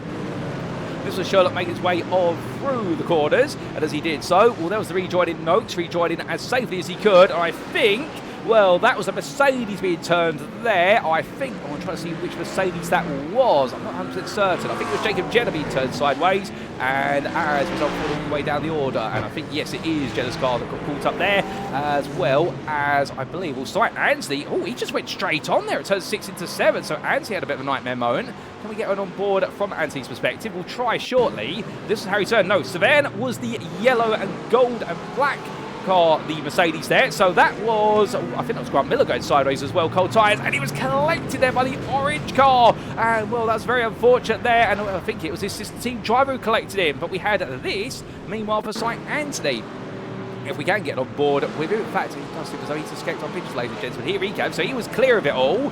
And, well, as our camera catches up to him, this was Anthony coming down the hill and collected side by side. I think that was with Mikey Stewart there, and Anthony being turned around. Unfortunate there, I suspect. They'll have a chat, the two of them, about that. This is what it looked like on board from St. Anthony's perspective. Made his way all around there. Mikey Stewart recovering the car, goes in towards turn number 6. He's got to give some space, and in the end, he brings the car over. He gets tapped there. Now, that would perhaps suggest, given his line, perhaps Stewart rolled out a little bit too wide. Can we get the on board from Stewart's perspective? We'll try to. Give us a brief moment, ladies and gentlemen. I think we will get the on board. Here we go. Well, there was Anthony here. Stewart takes the apex. The car just drifts off of apex a little bit there based on that camera angle. But again, we're not a steward. The stewards will take a look at that if it gets reported. And there could be several interpretations of that one. So we're not going to blame Mikey Stewart for it there. Just the two of them came into contact. And unfortunately, we had this for Oliver Singset, the Beta driver, who did quite well, to be fair, at the start to avoid a little bit of the chaos on the opening few corners. But it made his way as Eduardo Royce decided to go Hail Mary on the outside. And, well, Singset just parked up there. Well done to him, as his teammate Alexander Vigbart had been turned, unfortunately. So some great respectful parking up from a few drivers there to make sure they didn't get caught in the carnage. But we also had this for Nick Parks on lap number 2. We've had plenty happen on the open lap, but what went wrong for the Phoenix Racing Blue driver? And indeed, definitely and into his race. Oh, that was a big hit to the sausage curb at turn number 2. And after that, the front left suspension would not be feeling nice. And the rear of the car came loose. And at that point, he was never getting that back. We also had this for Jason Brennan. And this was your Spectra car making its way out to the final corner. And as he did so, got the power down and just pulled to the grass. I think a technical issue with the car. Well, in fact, no, just made his way to the grass. I'm not quite sure what's happened. Perhaps the steering's damaged. But without further ado, ladies and gentlemen, it's back to your live racing we go. And as always, with those replays, we spent the best part of 5 minutes there, so we may have seen some changes happen, and we'll have to bring you up to speed with those whilst we were looking back at that. So what we can tell you is at the front, Adam Watson is leading still, with Fotis Katechos chasing him, and Katechos 1 second behind, with Harvey Wheeler breathing down his neck, and Thomas Pewter further 2 seconds behind. So your top 5 stay the same at the moment, as we do show you the class standings there on the left-hand side of your screen. And, well, plenty of glass racing action, as that is going to be Watson having to go up the inside of Alexander Vingegaard to put a move on him and put a lap on him as well. Meanwhile, Hayden Young still in control. We didn't quite see the on-board him, unfortunately, with that race start and how he made up those 5 places from 6th to 1st in Inter. But to be fair, he did very well to survive everything that played out around him. So the Send It Racing driver right now, I think head down and just carrying on as he makes his way down the start-finish straight. Further back, Mikey Stewart, well, that recovery driver right now, after his small spin at turn number 5, he is absolutely hustling as he chases after Tim Probert, head down the start-finish straight here and get ready to attack the McLaren driver. Well, I think he'll be looking up the inside here at the 233. No, he decides not to. In fact, he's going to wait just that little bit longer and put some more pressure on. But meanwhile, what has happened whilst we've been looking at replay footage, as Martin Kenyon has taken the lead of the club class back off of Matthew Massey. So, Massey, I think, in the end, whilst he had that brilliant start and Kenyon lost several places, I wonder if Matthew Massey has been caught up in some sort of altercation. Give us a brief moment, ladies and gentlemen. We won't be able to bring you a replay of it, sadly, but what we can try to do is find out a little bit of information to explain, and the answer to that is, no, he's just had a couple of difficult laps whilst we did cut away, and that's explained it. So I think a small mistake, and Martin Kenyon's been able to get in there. I wonder if perhaps we have seen John Harney and Daniel Paynes make some moves on Matthew Massey, and Kenyon's been able to capitalise on it in amongst the madness, which can always happen, of course, when you do have multiple classes. And remember, drivers score points based on class finishing position, not overall finishing position. But on the way to taking some class finishing positions, you may have to pass somebody of another class if they're in your way, particularly on the same lap as you. But as it plays out between them, Kenyon still has Massey close behind him. So it's not as though right now he's going to bolt out the stable, and indeed he's going to try and make it 3 from 3 today. As we ride on board looking back from the Pistec racing car, and the 111 machine right now, absolutely on a mission as they roll the way down in towards turn number 2. And well, we can see there Steve Hughes a bit behind, but the Inter driver, who definitely had an impressive start today in qualifying, well, went a bit backwards on those after a couple of laps, and Hughes has lost out quite dramatically as he has Jake Muttett and Robin Powney trying to give chase after him. But we do leave the onboard from Kenyon for a brief moment, because heading down in towards turn number 1, here's a move. Harvey Wheeler up the inside of Fotis Katechos. Well, Wheeler showing Katechos that he could be the equal here removes. Katechos decides to give the space there, can't hang it around the outside to try and force a defensive line through 2. He wanted to, I suspect, but in the end, Wheeler just outpaced him in that Aston Martin, and well, now is Katechos perhaps deciding to just protect the tyres a little bit here. Is he turning the wick down slightly and thinking, you know what, we've made a lot of ground early on, plus I know I've got the pace to beat Wheeler and Watson in a straight fight. Can I just simply now take the wick down, protect the tyres, protect the car, save some fuel, and beat them on strategy, if not beat them on track? I wonder if we're seeing a more strategic Katechos here today. Thomas Pugh 2 seconds behind. He's still trying to work his way into that group when he can.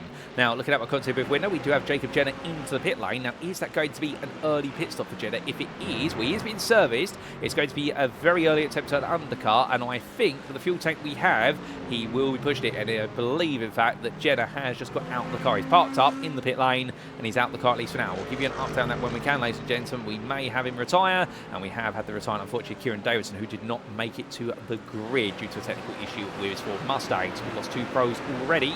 But Steve Hughes right now not getting lost here at all, as he continues to chase after Massey and Kenyon. They get very close to the lead of the club class, but Steve Hughes, meanwhile, wants to try and get away from Muttett and Powney behind, and he wants them to fight each other, not fight him.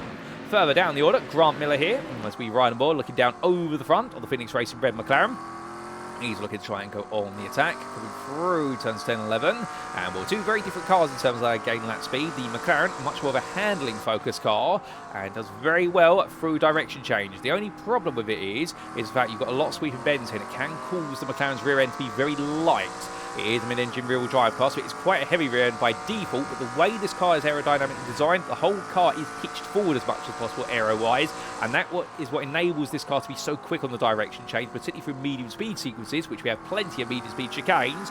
The only problem is when you do have these corners which roll downhill, that rear end can come around quite quickly. Tom Wheeler, meanwhile, gains all his speed on this bit of stretch, because the Ford Mustang's forte is blast the throttle and don't look back. But in the battle of V8, Grant Miller getting closer and closer here as he gets ready to look for a potential move into turn 1. Will he cut to the inside here? He's going to go for it, and in the end, well, Wheeler's there or thereabouts, but it's going to be Miller right now trying to poke his nose in, and Wheeler goes a little bit deep through the corner and exit, and Grant Miller waiting. So it does seem as though the Phoenix Racing Red driver knows he's got a bit of an advantage here. He's now just got to simply find the right time to deploy it. That's the hard part. We've run slightly wide for now, and Miller's going to wait his turn. Luke Sherlock and Sight as he are there just behind. But from then, we come back to Jonathan Slade. And, well, the Pistech race, the very colourful Ford Mustang, well, making its way up on the rise here. And I do believe that was the car that did get caught up in a little bit of trouble earlier on. But the 199 driver here still keeping it together quite nicely at the moment. Chased after James Connolly, Ryan Littlebore, just a bit further ahead. And Littlebore in 10th place in the club class right now. As you see, Eduardo Roy's in the rear of the picture. He on his recovery drive still. In a throwing that has definitely been bruised but not broken. At least the driver's spirit has not been broken. Side by side here as we look to the overall battle between Tim Probert and Mikey Stewart. That's in 10th place. These two fight each other very hard at the moment. And well, Stewart wants to get ahead. Probert's going to go wide there for Send It Racing. Coming down the hill they go. And Stewart on the inside. You'd think he'd get ahead initially, but he can't get the throttle down as early. And therefore that BMW that's got straight line speed is being made to wait. You can see the headlights are going on there. And Mikey Stewart right now saying, could you politely get out the way? To which Tim Probert simply says to him, if you want it, come take it. Because right now Stewart wants to go hunting after Hayden Young, who's 2.5 seconds up the road, but Tim Probert in turn wants to try and hunt down the rivals up the road. As meanwhile, Archie Williams looks up the inside there of Hendrik Zilka. So the pros are trying to come past the interleaders at the moment, and they're doing so as Archie Williams gets that move done, although Hendrik Zilka decides not really to fight it and just simply opens up the door. And Zilka knows exactly what the game plan is. He's in third in class right now, and he does not want to get into any trouble. And to be fair, I can tell you one thing, ladies and gents, Hendrik Zilka at this point, well, he joined the grid, if my memory serves me correctly, back in, I want to say, season 12. He joined as a privateer right towards the end of the season, competing a couple of rounds, and after that, for season 13, almost hooked up with the old Dudes in Cars outfit, and he really has become a staple of these grids. And the one thing that you've got to love about Hendrik is he's one of those drivers. He knows when to fight and when not to. He is not going to fight every driver, although, to be fair, when you do have fights for every driver, there's a little bit of contact between Probert and Stewart. They elbow each other again here. And both of them right now, they're both seeing a little bit red. Keep it calm, guys. I know it's hard, but Mikey Stewart does get through in the end. And Probert right now, after being given the slight shoulder there, and by Stewart coming up in towards Arabiata 2. Well, now Archie Williams away with the back, flashing his headlights as well, saying to Tim Probert, no, look at me. Don't look at the BMW in front. And Mikey Stewart would appreciate that massively, as Hayden Young now is only 2.5 seconds away. But this battle is definitely getting a little bit intense. But what can Tim do to try and come back, Mikey? That's the problem. And I think right now he's got to look behind Archie Williams and think, okay, I'm now locked into a fight for 9th place in Pro. I can't go forward, at least for now. As our leaders have started to space out at the very front of the field, so therefore everyone seems to be calming down. But Mikey Stewart, meanwhile, he's definitely not calm right now as he tries to chase down Hayden Young, but Probert's going back at him here. 2 tenths is the gap, and Stewart at this point, I think he's been made to go to the inside in towards the opening bend, whether he likes it or not. Well, the San Donato bend comes up, and in the end, in fact, Probert tucks him behind. I think they've both calmed down right now, as we see blue flags being waved there for Alexander Wigmark, and well, he'll respect those when the time is right, in his opinion. But as the tries come through turns 2 and 3, you see Probert there right now. The speed of that McLaren through these corners, it makes the BMW look stationary, but the problem is Archie Williams right now sees that. As we do look to the scenic view, we do apologise for that. That's a slight interruption on our camera for some reason, as these drivers roll the way through. Well, right now, Archie Williams still attacking and trying to look for a way in. And well, they've rolled the way down the hill. And Williams not quite able to get that job done at the moment. And Tim Probert holding on just that little bit longer. As they roll the way onwards, we've got pit stops occurring as I look out my content booth window. We've got Ryan Clark, Luke Shark and Eduardo Roy's all into the pit lane. So they've all decided enough's enough. They want to go for the undercut. They've got nothing to lose by doing so.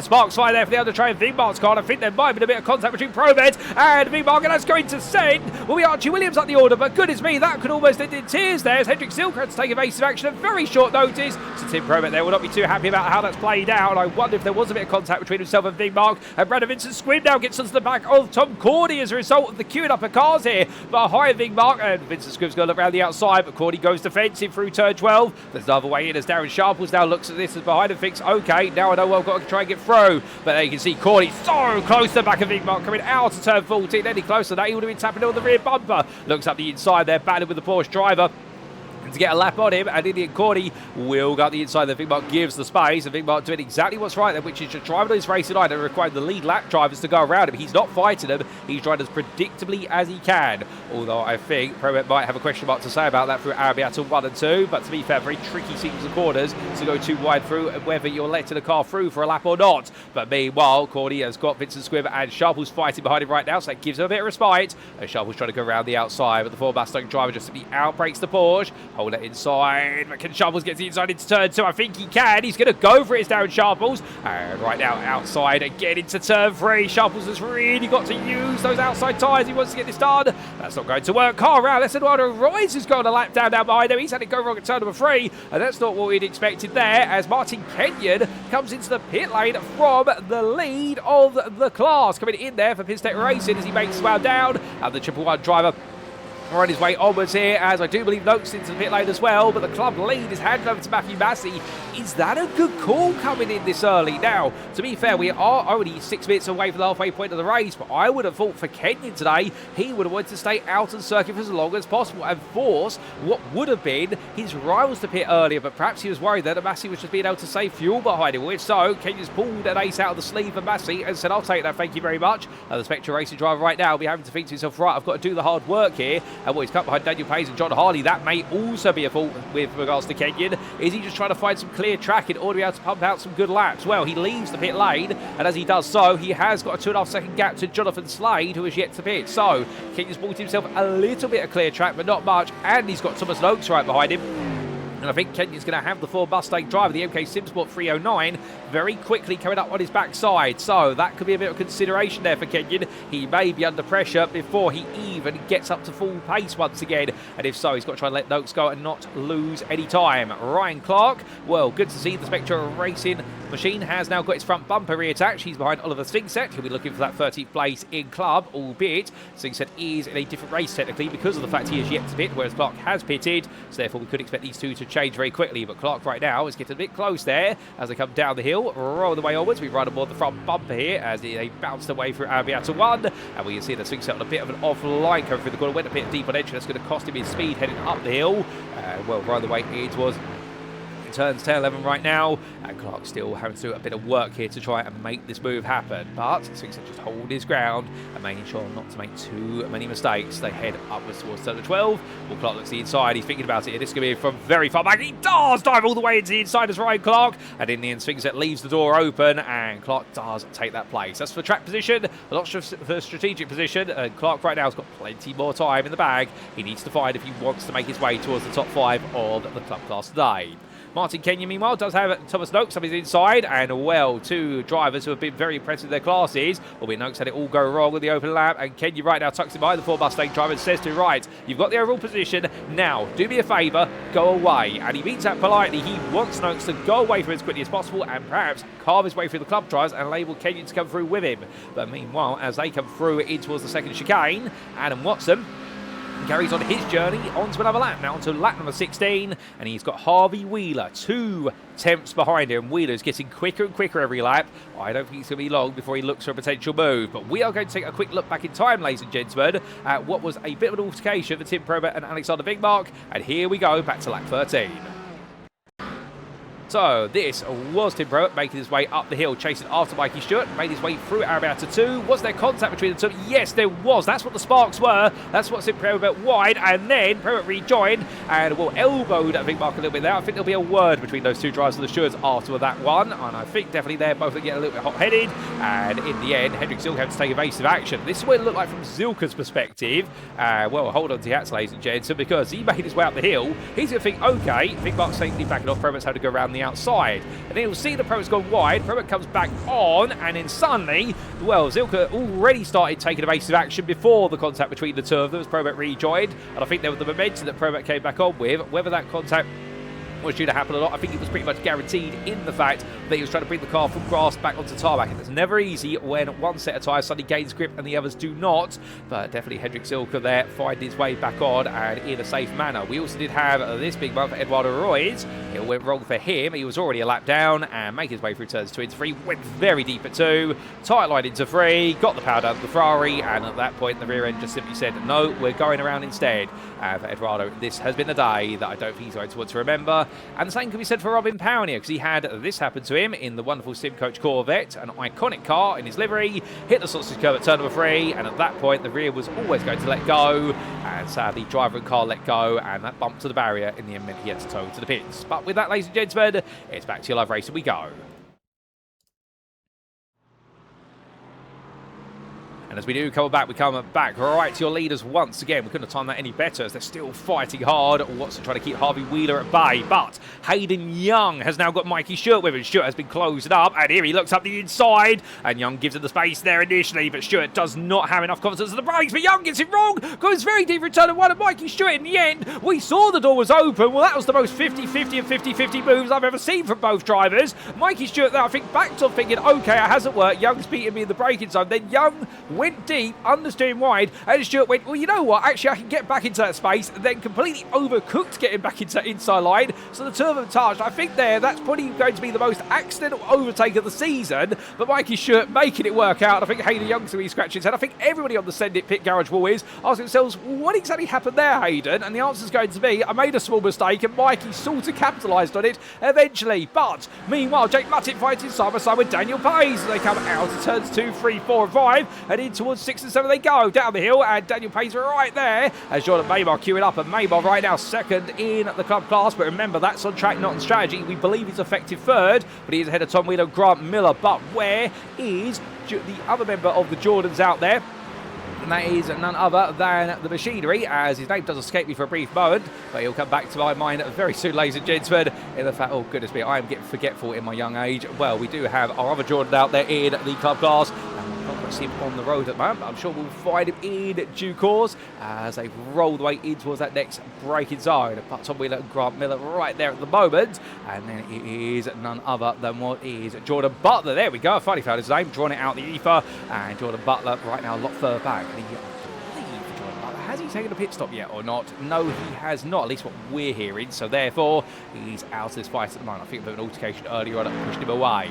But meanwhile, as we do see Maymar chasing after, Daniel Pace even still. Well, Jack Barker, he has been sent down the order a little bit, down to 9th place in the class. Slight Anti's gradually catching up on him, and these two know each other like the back of their respective hands. The Made for Racing trial, I think, might be having a bit of a battle in due time. So I think Anti's eyeing this up. Remember, Slight Anti started 8th in the class, Barker started 14th in the class. So the theory will be that Slight Anti would be a slightly quicker driver, but never count out Barker. Whatever you do, he's got a lot of pace. So many of you will remember his first ever win in the UKSimRacing Series, the infamous win at Sebring in the Ford GT. Yes, that Ford GT, the GT2/GT3 car, before it was eventually placed with the Ford Mustang, where many said he was a madman for driving it that season, but he did bring home what was an incredible win. And to be fair, he brought home 2 wins that season and could have, if results had gone slightly differently, even taken the championship in that car. It didn't quite work out, but still, he definitely was one of those drivers you had to keep your eyes screwed on for all the way through the season. Grant Miller right now, you've got to keep your eyes peeled on them as Wheeler pulls to the middle of the road and says, and what are you going to do, Grant? Because as they make their way down the hill, you can't really go onto the inside too tight. They're coming in towards turn 6 and 7, because otherwise what will happen is you'll be in such a tight line that you understeer wide. So Miller backing off immediately, and Tom Wheeler doing the bare minimum to defend, but that's smart driving there. If he knows he doesn't need to go all the way to the inside, he can carry more momentum, he'll do it right. And well, Grant Miller right now very aggressive on the brakes there, and we'll try to go on the attack. But meanwhile, we look back to the front of the field, because here is Harvey Wheeler looking up the inside of Adam Watson in towards turn 1. This is for overall and pro lead, and as they come out of the corner up towards turn 2, Wheeler on the outside of it, Watson defending hard. Oh, they touch, and that's going to send Wheeler to the grass. He brings it back on, but Harvey Wheeler right now would not be too happy about that. I don't think there was any malice meant from Watson. I think he brought the car over as much as possible, but brought it just a little bit too far over there, and Wheeler unfortunately will be the bystander in that situation. Of Fotis Katechos right now will be doing his best Mr. Burns impression and saying, excellent, keep it up guys, are we getting even closer? But as they make the way down towards turn 6 and 7, well, Thomas Pugh's down to 1.7 seconds behind and thinking to himself, okay, well, they're all getting a little bit scrappy and fighty up front. Can I also get involved? But Katechos is going to be the one to watch now, because I suspect he's been saving tyres and fuel since about 15 minutes into this race. He's just been watching that fight ahead of him play out, and he's getting ready to try and do something strategic instead.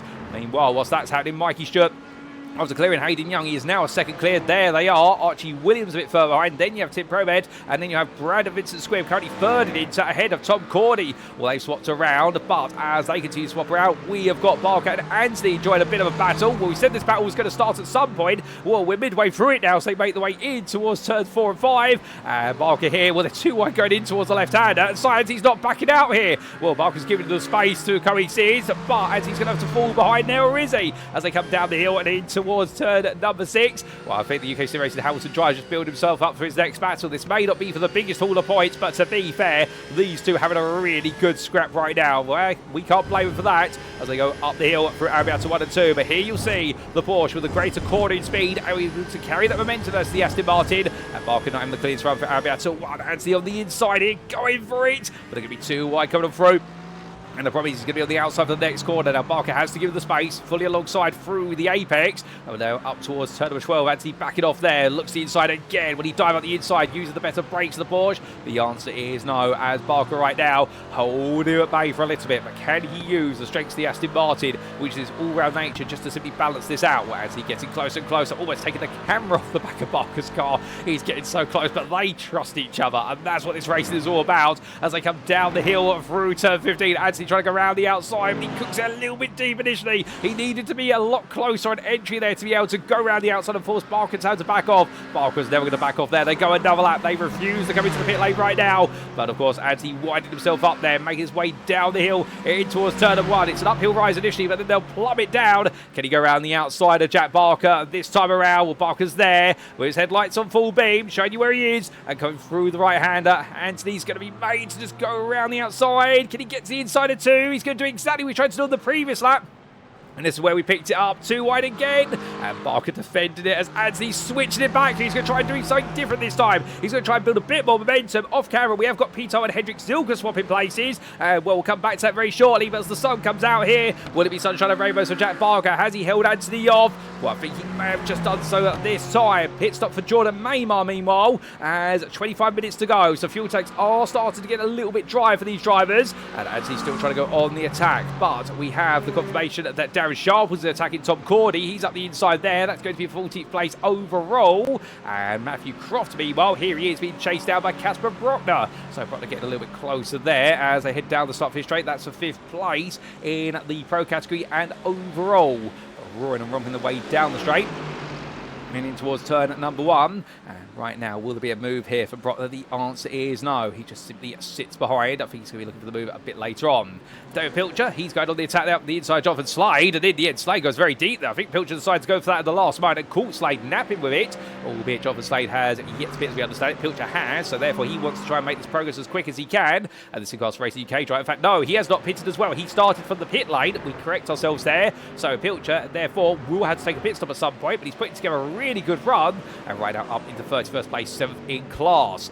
But as he continues that progress, well, Sight Anthony is left alone. He loses his dance partner, I should say. And Jack Barker makes his way into the pit lane, and he decides that's enough of the fighting between us. I'll come back and fight you a bit later. But with that, we take a quick look back in time and see exactly how their battle started. And this is where it all began. So it was pretty much in towards San Donato. This was back at the start of lap number 19, and it was like Anthony going up the inside there. This triggered it all off. It was not an error, and it was Anthony using his better pace to try and make the move. But Barker, to be found an inside line to turn number 2, not somewhere you normally put an Aston Martin. Well, he was never going to back off. Anthony tried to go around the inside, but Barker was a bit more confident, and Anthony having to be very careful of the sausage curves at that point. And we did pick up the battle from this point, of course. And, well, the rest was history in terms of them going up too wide for the majority of lap for 2 laps back-to-back. That's an absolutely fine and clean racing, and that's what we love to see. But in parallel to this, we also did have a bit of a change happen with Hendrik Zilka passing Peter Holt, and this was in the interclass, and this was Zilka looking up the inside of Holt, going all in on the brakes, and this was for 10th place. But remember the fact that we do have Hendrik Zilka has pitted, and Peter Holt, we believe, has not pitted so far. He's starting from the pit lane, and Zilka making a very critical pass there through San Donato in towards turn number 2. But with that, ladies and gentlemen, we head back to your live racing.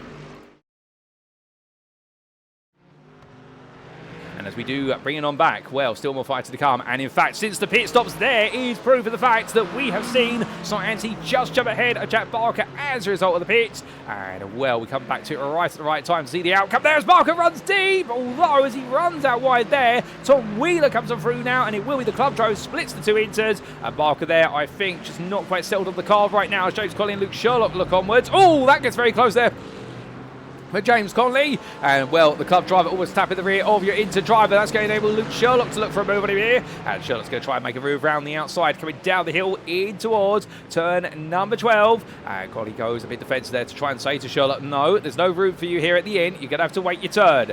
I think right now Sherlock's got a bit between his teeth as he wants to go on the attack versus Barker and try to take back some places. Given the fact that both of them pitted, therefore there is nothing left other than to do the fighting on the road. But what other fights are going on? Well, we are still waiting for this man to pit from the lead of the club class. He's got a 12-second gap over Grant Miller, who's yet to pit. But the big question mark is Matthew Massey's overcut going to be enough to beat the undercut of Martin Kenyon? Now, Kenyon came in quite early, came in on lap number 13, while the earliest stoppers in terms of the undercut strategy, we did have Nathan Anstis coming on lap number 10, but right now Martin Kenyon, he has had to make some overtakes, including Daniel Pace, who's going to find his way past shortly, and Pace, keep in mind, as yet to pit, so the old dudes in cars driver is in a different race technically, but Kenyon right now needs to make some quick headway here, because this could cost him time, as meanwhile, Fotis Katechos comes into the pit lane, so he makes his way down, that was third place, so he will release Thomas Pugh to go hunting after Harvey Wheeler effectively, although all these gaps are open up a little bit, and Matthew Croft, well, he has fallen back into the clutch of Casper Brotner. Brotner still trying to attack him there as he tries to come in towards the first of the many chicanes. But Carl Roy, 5.5 seconds back. We haven't really talked too much about him as the Access Sports SimWorks driver from Scotland. Still pushing onwards. He's got Max Wheeler 1.4 seconds back, and Wheeler right now, I suspect, equal in its pace, but not quite able to find an inroad here. These two very close in pace, to be fair to them, so it can go either which way. But as Katechos leaves the pit lane, that's not ideal where he's come out. He's on the back of Matthew Massey. Or is it ideal? Now, we would expect the fuel tanks are not going to go more than another 5 minutes at most. So, Katechos will be hoping that Massey pits at the end of this lap, whilst Katechos will need a lap to get his tyres back up to temperature, plus any tyres he has swapped, he'll need to build those up to temperature, which can take quite a bit of time here, and you will have to drive off pace for a lap. Well, Katechos right now will need this pack clear, and the problem, he's got Steve Hughes and John Harley in front. I don't think Split Straight Esports have got this right on strategy today. Indeed, they normally split their driver strategies, where Max Galgay having a very unfortunate race in his Acura. They haven't got anybody to really act as a data gatherer, and indeed, as we see Massey there up the inside of the machinery of, I believe that's Wheeler stepping back a lap. In fact, that's Ryan Littlewell stepping back a lap. Apologies for the confusion. And we do see James Connolly run a bit deep there for Albiata 2, but that's to try and obey the blue flags. And Ryan Littlewell is going to be cheeky here. He looks up the inside. He tries to trigger a Ford versus Ferrari moment. The Verso Fast by Freewheeler Racing driver can't quite do it there. Collie saw it coming and said, no, you don't. I know what you're trying to do. You're trying to use the situation to your advantage. But every driver will do so, to be fair. It would be legal. It would be fair. But meanwhile, we do have Casper Brotner and Carl Roy into the pit lane. As I look at my commentating booth window, your leaders, Adam Watson and Harvey Wheeler, well, they go a 20 full flap here. They're not stopping. They're carried on. And indeed, you can't stop the beat with these two, as Brotner, Roy, Williams, Premier and Vincent Squibb all in. So is Cordy. So we are starting to see a lot of our drivers inside the top 20 finally let their fuel tanks have a little bit of what is hydration. And we'll see what that's going to do. But the first litmus test will be, where is Fotis Katechos going to come out, as Matthew Massey goes another lap. So he thinks he can go even deeper into this race. They're leaving the pit lane is the Mercedes of Casper Brotner. So he will, Katechos will clear the test there. He's going to go up the inside of Massey. That's a big look up the inside, but Massey left the door wide open there and said to him, you can have it if you want it. And Matthew Massey being quite obliging, as Casper Brotner comes out 8 seconds behind, and the comfortable space. Cy Anthony makes his way onwards, and as Anthony does so, the UKSimRacing Hamilton driver looking to be in a good stead at the moment. Where on earth is Jack Barker? He's all the way down in 12th place. I think Barker's had a bit of a moment since we last saw him. He did run wide. I think he has had a bit of a further off track since then. So Made for Racing driver falling down a little bit further, and Luke Sherlock there with him at the moment. Coming on down, the Made for Racing driver definitely right now in a bit of a race, which is not quite going his way. Remember, Cy Anthony on a huge recovery drive, having started in 8th and trying to push his way back up the field. He's definitely cleared 8th. To see where he's going to fit into the picture. Daniel Pays, he's got Martin Kenyon behind, and Kenyon having to pick off another inter-driver here who has yet to pit, so Kenyon right now having to battle uphill. But speaking of battles, into the pit lane has come Adam Watson, Harvey Wheeler and Thomas Pugh. There they all go down, and Wheeler could not be any closer to the back of Watson as he heads in towards the pit lane here. This could be definitely a game of who's the quickest, but here is Fotis Katechos. So we look to your blimp camera. He's clearing turn 12, going through turns 13 and 14 now, and we're behind him at Matthew Massey. But Carl cars being serviced, and it is Wheeler and Watson. They are the two belligerents. They're still hidden there, as I believe Watson's leaving the pit lane already. He's going up to speed, and as he does so here, Katechos is going to be a long way back. Where is Katechos? There he's just leaving the final corner, and Adam Watson up to speed, headed down towards turn number 1. And there's no contest here, and in fact, Fotis Katechos has lost out massively in the pit lane as Watson and Wheeler will come through. Thomas Pugh comes out, affecting what is third place now, and Fotis Katechos, there he is. So Katechos has lost a place. And given the fact that his pit stop was a whole 3 seconds longer, he's taken on more fuel by comparison, it would seem, unless the only other thing I can imagine is perhaps the team have decided to change 2 tyres on the car. It is normally 7 seconds per tyre, and it's done in parallel with fuel. I think Split Straight Esports have had to put some extra fuel in that car, given how hard he's pushing at the start. Plus, also, I suspect they've changed at least 2 tyres. It'd be the outside tyres, which, given that the way this circuit runs, and just to make sure it runs in a clockwise direction, you'll be changing the front left and the front left and the rear left there to give yourself the optimum grip. But with the fact he came out in quite a bit of traffic, this has not worked out for the 390 driver, but he should have a car now that he can go on the attack. But this is not going to be an easy job. He's got a lot of places to make up and a lot of time. But Sight Anthony leaves the pit lane, and as he does so, after Jack Barker came in earlier, where is Barker in relation to Anthony? And the answer is, here he is coming down the straight. I think Anthony's going to clear him after Barker's brief excursion after his pit stop. We did have a little off, and well, Sight Anthony is clear of him. So Barker drops to 11th place on the road in the interclass. Sight Anthony moves up to 10th. He's still got a chase after Steve Hughes and Daniel Pays, amongst others. Pays will have to give a place up to him, so he's yet to pit. I'm not quite sure who else is yet to pit in the interclass. I don't think anyone else other than Hendrik Zilka potentially, although I want to say Zilka has pitted there. We just haven't got that data. Yes, he has pitted, in fact. We just had confirmation over here. The old Dudes and Cars Amnesia drivers made a pit stop. I mean, we'll hold the phone on this one because there's plenty going on. Tom Cordy will have picked his way past Darren Sharples whilst also dealing with Thomas Noakes. I do not envy the Phoenix Racing Red driver right now. This is being caught between a rock and a hard place on a what is a huge exponential factor. Noakes going to look around the outside, but Cordy does not want the pro driver getting between him and his opportunity to chase down Zilka. He's going to go deep there, going through 12. That's going to cost him time. As into the pits is Mikey Stewart. Into the pits is Matthew Massey. Will Massey be caught up? We'll come back to that shortly. As meanwhile, that's going to be a run wide. Oh, that's gone round for Slade. Slade into the barrier there, coming through turn number 14. I'm not quite sure if he was tapped or not, but meanwhile, I hate to cut away from this, ladies and gentlemen, but the fact we've got Matthew Massey in the pit lane. Where is Martin Kenyon? We'll look to the blimp camera. Kenyon, meanwhile, is heading his way in towards the final corner. And Kenyon, remember, went for the undercut versus Massey. Massey was behind him when he pitted, but they were separated by no more than half a second. So Kenyon builds up speed onto the start for the straight.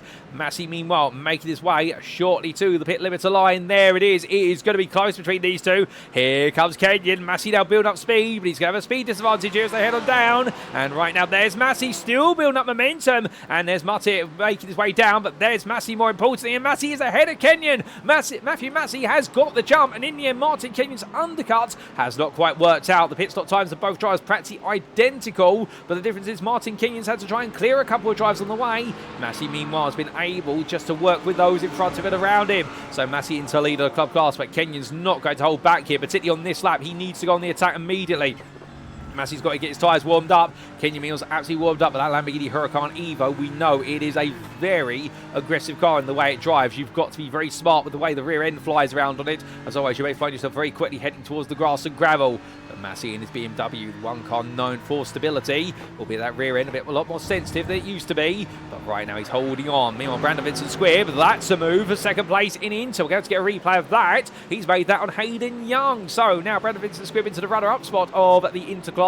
And not too much time left as Young chases him and Hendrik Zilka a bit further behind. You do have the yellow and black Spectra machine, the Mercedes, the Spectra Simworks car, just in a little bit of a gap there between them, and that is Harry Severn, who ended up in that major incident earlier on in the race. Sven right now hoping he can bring this home and get some good points on the board as he comes down through the corner. And the reason I was getting a little bit excited there, ladies and gents, is because I just noticed on my timing screen that Matthew Massey dropped behind Martin Kenyon, but that was a timing glitch. I think it's discontinuity for Massey's car for a brief run. I was going to say we'll be cutting to that straight away, but in fact we are going to cut to it because Massey's gone deep at turn number 15 and Kenyon's on the inside. Now it's going to be a drag race here down the start finish straight, but what's that BMW known for? It's known for a very tall fifth gear, and it's got a lot of power in its penultimate gear as it makes its way down. And right now, I think Massey's going to be on the inside here, but Kenya's going to hold it as far as he can on the outside to get the inside into turn 2. 2 wide they come down. Massey on your left, Kenyan on your right. And Matthew Massey right now, at least beating Kenyan on the brakes in the initial fight. And he'll take that lead back for now. Oh, he won't! As it's going to be Kenyan who gets the switch back there in towards turn 2 on the outside. But can Kenyan hold it all the way to the inside of 3? Yes, he can. Massey and then battles with a little bit of oversteer on the exit of 2. And Martin Kenyan sweeps through and to take the lead of the club class. Now, can he break away from Matthew Massey, who's going to stay with him all the way through these sweeping bends? Now, understandably, Kenyan in Lamborghini should get the advantage as he runs it all the way to the track limits there. That was a lovely line for turn number 5. And Kenyan right now for Piz Tech Racing. He is in the zone here. And I can tell you one thing, previous seasons for Martin Kenyan, he's had the pace, he's not had the luck. But here so far this season, if he brings home this 3rd win in a row, he's had the luck, he's got the pace, he's got everything under his sleeves right now. And what's Matthew Massey got? Well, he's got much the same as that, but unfortunately his BMW just has not seemingly got the confidence through the corners that Kenyan's Lamborghini has. But Massey right now, if he can take this 2nd place, he's got to take a lot of confidence with this. He knows he can challenge Kenyan, and today I think it's been the difference of 2 cars at the circuit with 2 very talented drivers at the helm. But we have got multiple different styles of the circuit coming up. Fuji in a week's time, particularly wet weather conditions, is going to be such a different beast of a circuit. But Martin Kenyan right now is gapping little by little here, and well, I don't think Massey has got a response, at least for now, but he's still got 11 minutes to go. This race is not over yet, so do not switch off of this club battle, ladies and gentlemen, because it could all change. A small mistake from Massey was the difference there, but of course it could all go back the other way in due time. Brandon Vincent Squibb heads onwards, but I'm hearing him. Oh, hold up! That's Kyle Roy, who completely makes me lose all my words there. I've all spilled out my mouth onto the table. And next is SimRacing tries had to tow to the pits, damage to the car. He's gone round for Kyle Roy. The bad luck strikes again. I don't believe it for Roy. This season's not going right at all. Tim Probert will pick up the place as a result. He'll move into 9th place in Pro. And well, for Kyle Roy, it has been an absolute nightmare moment there. We're going to get a replay of that when we can. It's not the way he's wanted it to work at all, and that does bring us into a bit of a breather of a battle, at least for a brief moment. And I'm grateful for the breather, ladies and gentlemen. I've got a whole cup of water there sat next to me, and it's been not touched at all. I don't think I'm going to get to touch it all day today, but right now we need to take a look back at what exactly happened between Martin Kenyan and what is Matthew Massey. And without further ado, we are going to take that trip back in time. Here we go. This was the battle for the lead of the club class. So this was Matthew Massey battling side by side after going a bit deep down into turn 15. In fact, can we get the replay of what happened before that? Yes, we can. This is how it started. So into the braking zone, they went for turn 15. And Massey, in the end, went in on the brakes. And no, Kenyan actually got up the inside. So Massey did have a little bit more speed in. He did slightly understeer beyond the apex, but actually Kenyan lunged it in. So Massey had left the door open, and Kenyan said, all right, I'm going to have a piece of this. And then they made the way down the start for this straight. And as they roared the way onwards, we can see the BMW, despite having the weaker exit out the corner initially, was able to overcome that deficit. And the Lamborghini not having the legs there, as Audi 5.2 litre V10 engine, and then making their way through in towards turn number 1. Kenyan went for the switch back there. Massey thought he got it done, then suddenly realised, looking out his right-hand window, no, there's a Lamborghini there, and at this point, he's got to respect the 2 wide, and that's exactly the way it went. And Kenyan picked the right time to attack, and Matthew Massey just having no response there afterwards. He gave it his all to defend, but unfortunately, it just did not work out. But meanwhile, we also had this for Kyle Roy, and this was the demise of Kyle Roy's race. It was chasing after Max Wheeler at the time, who had got past him off camera, and made his way through turn number 2, and the rear of the car started to let go. It let go even more, hit a double whammy there to the marshal's post. Well, thankfully the marshal's okay, and Kyle Roy seems to be okay after being a little bit shell-shocked by it, but losing the rear wing of the car, that was not going anywhere else. But we had this for Brandon Vincent Squibb. He was battling with, I believe, the machinery of Hayden Young, unless I'm mistaken. We'll go and see. In fact, no, I think this is going to be him clearing Kyle Roy. But Vincent Squibb did have the battle with Hayden Young a little bit earlier on, and this was the replay of their fight from lap 26. Now, this was a 2nd place in the Interglass. A big battle. We missed most of it, but we're going to catch up with it now. So, good run out of the Arriata 2 versus the Porsche. You don't normally expect that, but he went all in to turn number 10. Young came back at him through the left-hander 11, took a bit of the sausage curve, that curbed his momentum. And Vincent Squibb there having to use all the track plus plenty more. We call that value-added tarmac, even though it's gravel.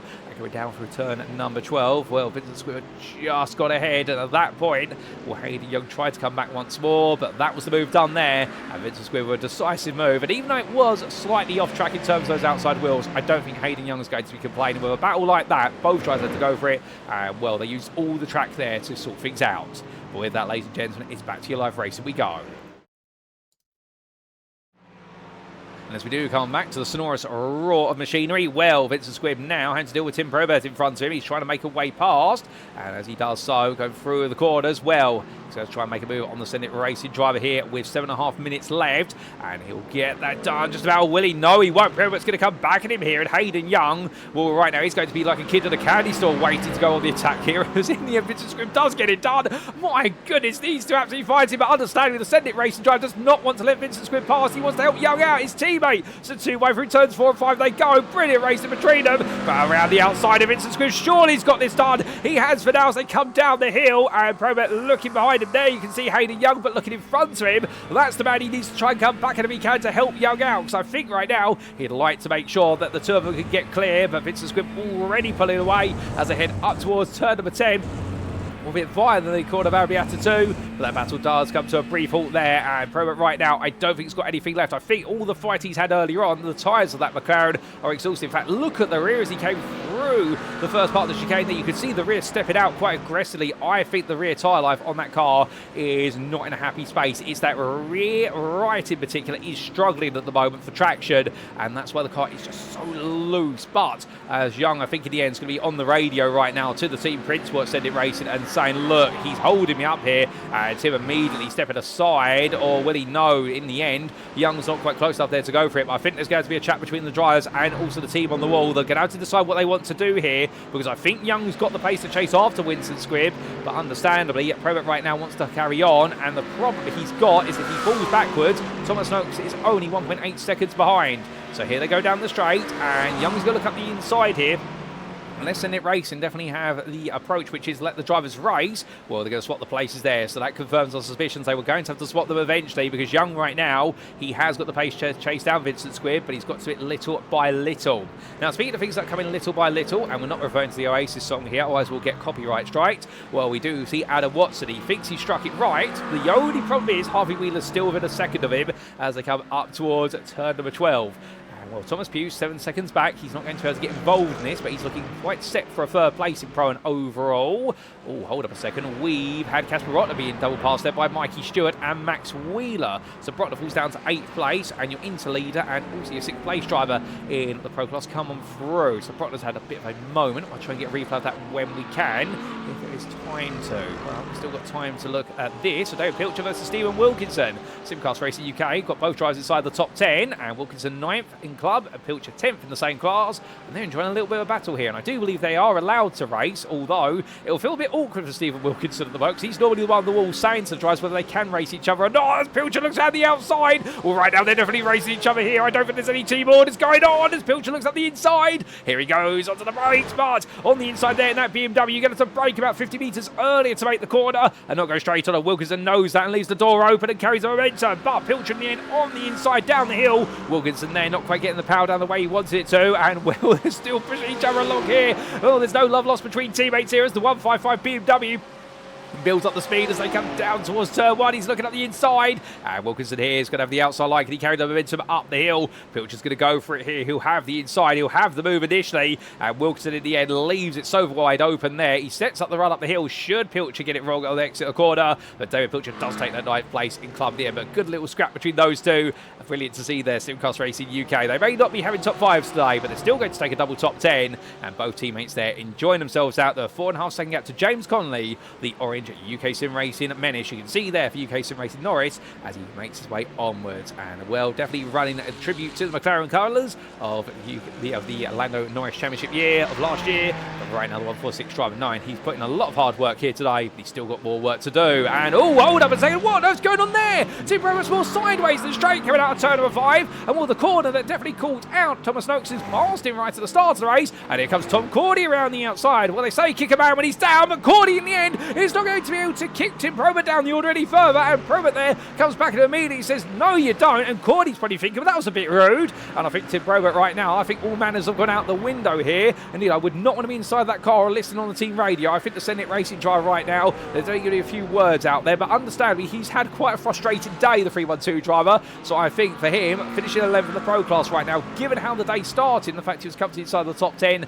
this has not been a day that's come very happily to him. But what exactly happened there. Well, I don't know if we're going to be able to get a replay of that, ladies and gentlemen, because of time. Oh, let's go round. That's Darren Sharple's round on the exit turn 12. Tyre Life there coming back and in by looks of things. And the old Dudes and Cars Amnesia drive just losing the rear. It's all gone wrong for him. Meanwhile, whilst that's all playing out, Luke Sherlock here all over the back of Jack Barker for 11th place in the interclass, and Barker went wide at Arabiata, I'm being told, and now Sherlock's going to try and put some pressure on him right at the end of this race as they fight over the best of the rest spot in class. Well, Sherlock looks one way, then the other, the battle of two V8s here, but right now Barker puts himself in the middle of the road and says, now what are you going to do? And Sherlock is not able to find a way through there and instead has to wait to build up some momentum instead. Indeed, this race right now, there's still battles all the way to the very end. Oh, what on earth's happened here? Hendrick Silk is up in a second in the interclass because Hayden Young and Brandon Vincent Squibb have come together. I think they've come together. They've both made the same mistake at the same place on circuit, and that could be just a coincidence. But Tom Cordy now is all over the back of Hayden Young.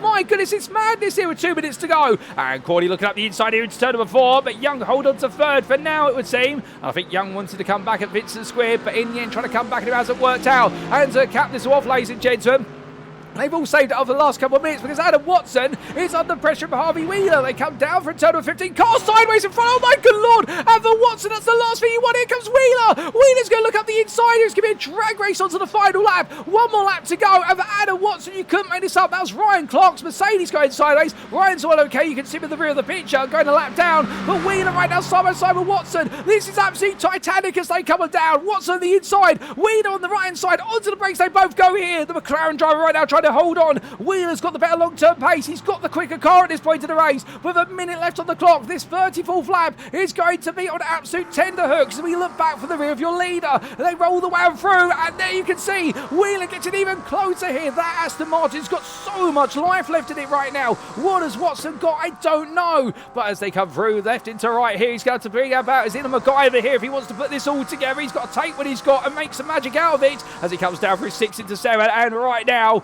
will Wheeler being so close, he's got to time this. That's the problem. And where does he go for it? Well, as we jump aboard here on the dashboard, the Averso Rapid by Freewheeler Racing 334. Harvey Wheeler, very talented driver out there, the youngster, as he heads up the hill. And right now, just waiting for the chance, looking for that golden opportunity. But he's only got another 5 quarters to go as they're going towards turn number 10. Here, he's not going to be able to go for it. He's got to try and pressure Watson into a mistake. He may look for it into turn number 12, as Watson there not quite confident approaching the apex of 11, but the Constantine effect makes it look so much more pronounced. But Wheeler here is not going to dive up the inside. He's way too far back, but there's a little bit of traffic in front of him. That might be the Mercedes there. I believe a Peter Holt. Could Holt be the key decider here? Can he give a toe to Watson, or will he hold Watson up into the final corner? Well, I think given the gap, Holt should be safer. He doesn't need to look at those blue flags. Given as they come into the braking zone, well, Watson right now, he'll close up there, and Holt goes a little bit deep. I don't think Holt's going to give the toe there to Watson coming out to the final corner, but I think Wheeler's too far back here, and in the end, as the clock strikes 0, the checker flag gets ready to wave, and for Adam Watson, he holds on by 4 attempts to take the win here at Mugello. What a win in the Pro Class from him. Harvey Wheeler comes home runner-up in the end, and then it will be Thomas Pugh who comes home in 3rd place. Fotis Katechos missed out on the podium after a strategic error for the team at Split Strut Esports, with Matthew Croft 5 seconds behind. And then, wait for it, and you'll see Mikey Stewart recovers all the way from the back end of the Inter Top 10, and he's going to take victory in the Interclass here with a monster race for Access Sport with Sim Coach. Max Wheeler-Fish is just behind him there, and then it will be Casper Brockner 6 seconds behind it. Enjoyed a very solid race as he comes to the finish line. There'll be Archie Williams. Thomas Noakes will get ready to come through. There they all come. Thomas Noakes will be having a frustrating day today, no doubt about it. And Hendrik Zilka comes along runner-up in the Interclass. His best result of the season so far. Ahead of Tim Brobert. Hayden Young will take the 3rd place spot there, but we need to understand what happened between him and Brandon Vincent Squibb. Tom Cordy finishes 5th in Inter, but had a podium in his hands today. And then Darren Sharple's John Harley come through, but where's Martin Kenyon? There he is, and in the end he makes it free in 3 rounds. Martin Kenyon is your club winner, outpacing Matthew Massey today, but there was nothing between the pair of them all the way to the finish. And well, we will see then Grant Miller coming across that timeline to take 3rd place in the club class, just ahead of Tom Wheeler, who missed out on the podium at 4th in club. The Averso Rapid by Freewheeler Racing driver was definitely looking rapid today. Jack Barker across the line there, 11th in the Interclass, but filled with battles today in the number, 216. And Jordan Butler, the man who we forgot the name of earlier on, I do apologise apologised profusely to the Spectre racer with Fotis Katechos driver. He will take 5th in the club class, and we will not forget that, because he does prove to be the superior Jordan today, having beaten Jordan Baybar to the punch, who finished a lap down in 13th place in the class. But as all the drivers carbon down, ladies and gentlemen, what a race it has been. And, well, our Tyrantale there definitely getting very excited with the change of the places, but that does happen every so often in these post-round broadcasts. Let's just say it's getting as excited as we are in the commentary booth. Well, I do believe that is everyone to the finish. But just before we look at those race results, subject to any stewards' inquiries, we need to understand what on earth happened between Hayden Young and Brandon Vincent Squibb. And here we go, ladies and gentlemen, back for a trip in time. And this was the Hayden Young instant as he made his way across the line. In fact, that was him on his cooldown lap. We do apologise for that. This was before that. This was on lap 33. So we get the right footage.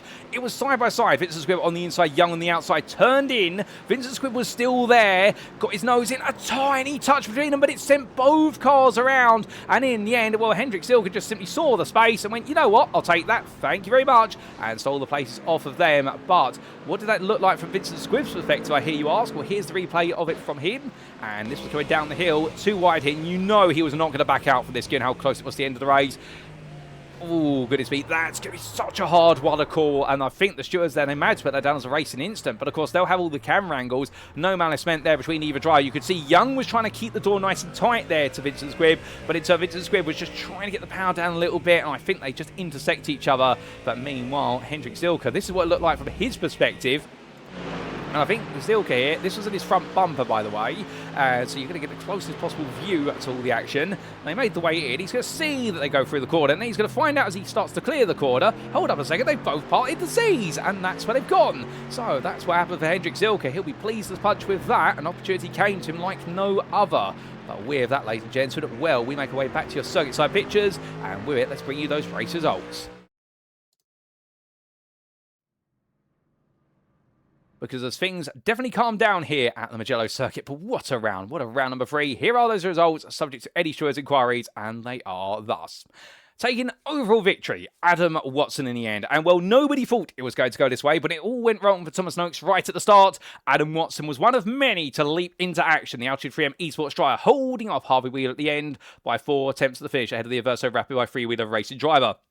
And Thomas Pughes at the final spot on the podium there for Axis Sports with Sim Coach. And it was Fotis Katechos, a strategic blunder for the team. An undercut that did not work out, plus they needed to take extra fuel. And therefore he finished 4th, but just ahead of Matthew Croft, who had a silent race, but to be fair, rounded off in the top 5 pro and overall. Behind the Axis Sport Bandits driver, it was the Axis Sport with Sim Coach, Inter winner of Mikey Stewart there. And well, what a story for him. We'll see a little bit more about that when we come to the Inter category.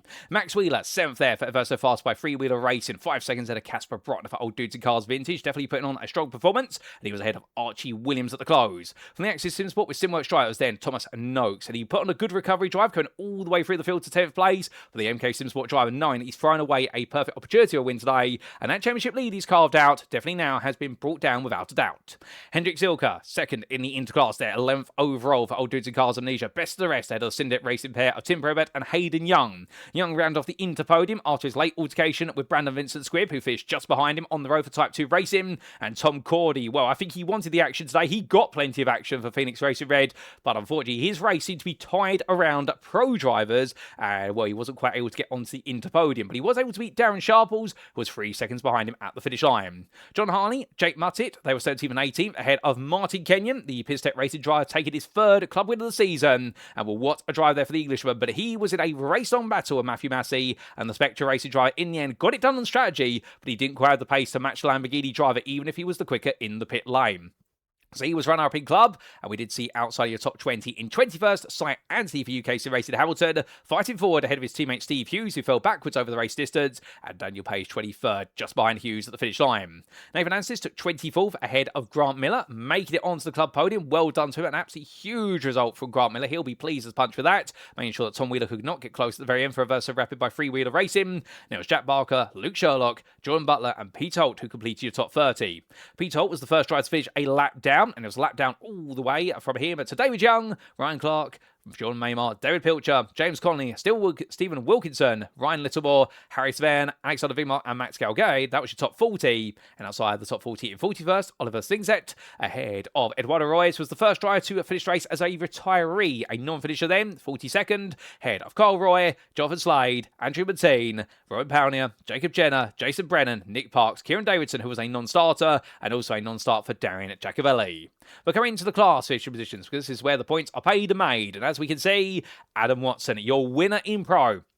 Altitude 3M Esports by only 388 thousandths per second over the Averso Rapid by three-wheeler racing Harvey Wheeler. Now, Wheeler was the quicker driver over the stints. However, Adam Watson had the edge at the start and in the end was aided a little bit by Pete Holt right at the very end to make sure that it was only one line through the final corner on the final lap. But otherwise, the risk was significant and Watson almost losing that win. But of course, both drivers there making sure they steer clear of your third place finish on the podium of Thomas Pugh for Access SimSport by SimCoach, but he was 4 seconds ahead of Fotis Katechos of the 390. Then we saw Matthew Croft round out the top 5 ahead of Max Wheeler with the Averso Fast by three-wheeler racing driver. Not really in the fight for the top 5, but definitely making sure he was out the best outside of the top of the 5. And then we did see Casper Brotner in 7th place there for Old Dudes and Cars Vintage, who was able to gradually gap Archie Williams over the race day. Behind the Australian driver was Thomas Noakes there, and after that spin at turn number 5, did everything he could to get into that top 10, and he's achieved it for MK SimSport, but knowing a huge haul of points has definitely left him behind. Tim Probert took 10th place there for Send It Racing. However, his race definitely was full of sends, both by him and other drivers, and he found himself scrapping just as hard with inter drivers as he did pros, and losing out to Noakes right at the finish line. And Darren Sharples was best dressed in pro in 11th place for Old Dudes and Cars Amnesia, with that late spin cost him a chance for a top 10. Then it was Nathan Anstice in 12th place, last year lead lap finishes, and last classified finisher of the pro class, with retirements of Kyle Roy, Jacob Jenner, and Kieran Davidson being a non-starter for Type 2 racing. Then to the interclass we go. And here we can see in the inters, it was Mikey Schutt who took the win for Access SimSport by SimCoach. But what a start it was. Getting it wrong at turn number 5, relegated down to 5th place in the interclass, and then had to make his way back up the order, and in the end fought his way hard to take that win. In fact, 6th place is where he went down to, and fought his way back through to take the win on pace and strategy. Hendrik Zilka, well, he'll be very pleased with the fact that in the end he inherited a podium place, with Hayden Young and Brandon Vincent Squibb taking each other out of turn number 1, albeit for a brief man, and Hendrik Zilka was never going to complain as he returns to the podium there, the Swiss, and he'll be smiling for Old Dudes and Cars Amnesia. Hayden Young for Send It Racing, well, he definitely earned that podium the hard way, but a bit of a contentious moment between himself and Brandon Vincent Squibb, but I'm sure they'll talk about that one afterwards, and I'm sure there will be fist bumps between them because they enjoyed an absolutely thrilling race, and when it's that close, if it does end up in contact, well, it happens, and both drivers there putting on a great display. The Type 2 racing driver Vincent Squibb sadly missing out on the podium, but expect him back on there next week if he can make it happen, and Tom Cordy was only half a second behind in 5th place for Phoenix Racing Red, but he in turn having a race filled with battles, but not the ones he wanted.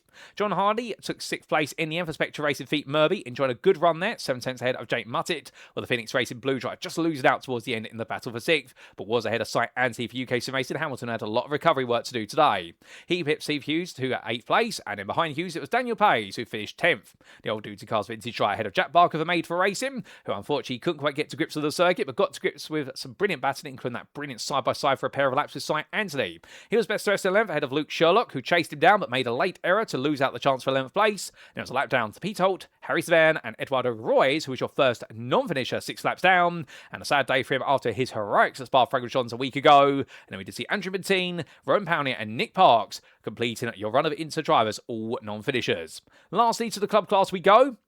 And here we can see in club, it was Martin Kenyon today who managed to just outrun Matthew Massey. He was beaten on the strategy of the pit step racing driver, but he was not beaten when it came to his ability to extract what was more pace out the car over individual laps. So Matthew Massey had to take the run-up spot for Spectre Racing, but knowing there will be more opportunities to take those wins, but it's definitely looking close between them, but nobody seems to be able to unsettle Kenyon, at least for now.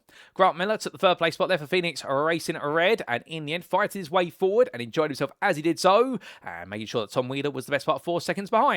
Behind the Averso Rapid by a free-wheeler racing driver, it was Jordan Butler for Spectre Racing Feet Simworks, who came through the field gradually over the race distance to bring on home a great top 5 finish. It was a lap down for David Young, the logistical and nightmare racing driver. We're very pleased with that, given he started from towards the very back of the club field, but taking 6th place, ahead of Ryan Clark, and Jordan Maymar and David Pilcher enjoyed a good run for Simcast Racing UK, but unfortunately, it wasn't all 3 of them inside the top And 10 in the end for club because Stephen Wilkinson lost out to James Connolly right at the finish, who nabbed the 10th place spot there for UKSimRacing Norris. So Wilkinson was 11th ahead of Ryan Littlemore, who enjoyed what was a good race after evading all the madness that happened on the open lap. And Alexander Wingmart was just behind there for Beta Frost, but ahead of Max Galgay, who had a few spins in his Acura. From the Split Show Esports strike, it was then Beta Frost, Oliver Sphinxet, and then we did see non-finishes for Jonathan Slade, Jason Brennan, and non-start there for Darian Giacovelli. But with that, ladies and gentlemen, that completes our rundown of the provisional finishing position subject to Eddie Stewart's inquiries. And with that, well, sadly, I have to say, it's time for us to wrap up. Thank you very much for watching, and if you have enjoyed today's show, and perhaps you're sat there right now itching to be on the grid, if it be a future season or a current season, we do have reserve lists, and you're more than welcome to get on it. And indeed, here at SimRacing International, we continue to grow, and whether you're an esports professional or a rookie racer, there's a spot for you on the grid. You can use our link at the bottom of the screen there to join our official Discord. That's the beating heart of the community. And when you do, you could get yourself onto the grid for any of the following. We do have our Thursday evening GT3 Championship in its 12th season with the splits of Masters and Superstars. Alternatively, if you are a Grand Touring fan, but you want something a little bit more professional perhaps in terms of the requirements demanded out of you for driving it, at least, you could definitely make your way onto the GT grid, the Grand Touring Endurance cars from 1999 through to 2023. We've got the very last of them out there, and we are on our Season 2 of that championship on Friday evenings. Or if you're more of a weekend racer, well, of course, you can get on the grid for the UKSimRacing Sunday Showdown series that you've been tuning into today. Run every Sunday, and we're in Season 18. But if you're looking for something far more casual, perhaps you're looking for something free and just to set your foot in league racing, well, of course, we do have our free races per week that do run on Tuesdays, Wednesdays, and Saturdays in our official practice league. So no matter what you're looking for, we've got a little bit of something for everybody here at SimRacing International. We'd also like to say a big thank you to our series and league sponsors, who do include Carmate, Modern Technology, and also the GP2 group, and we must also give a shout out there to Motorsport UK's esports division for recognising us as a recommended community here at SimRacing International. We're very grateful for that recognition, and long may it continue.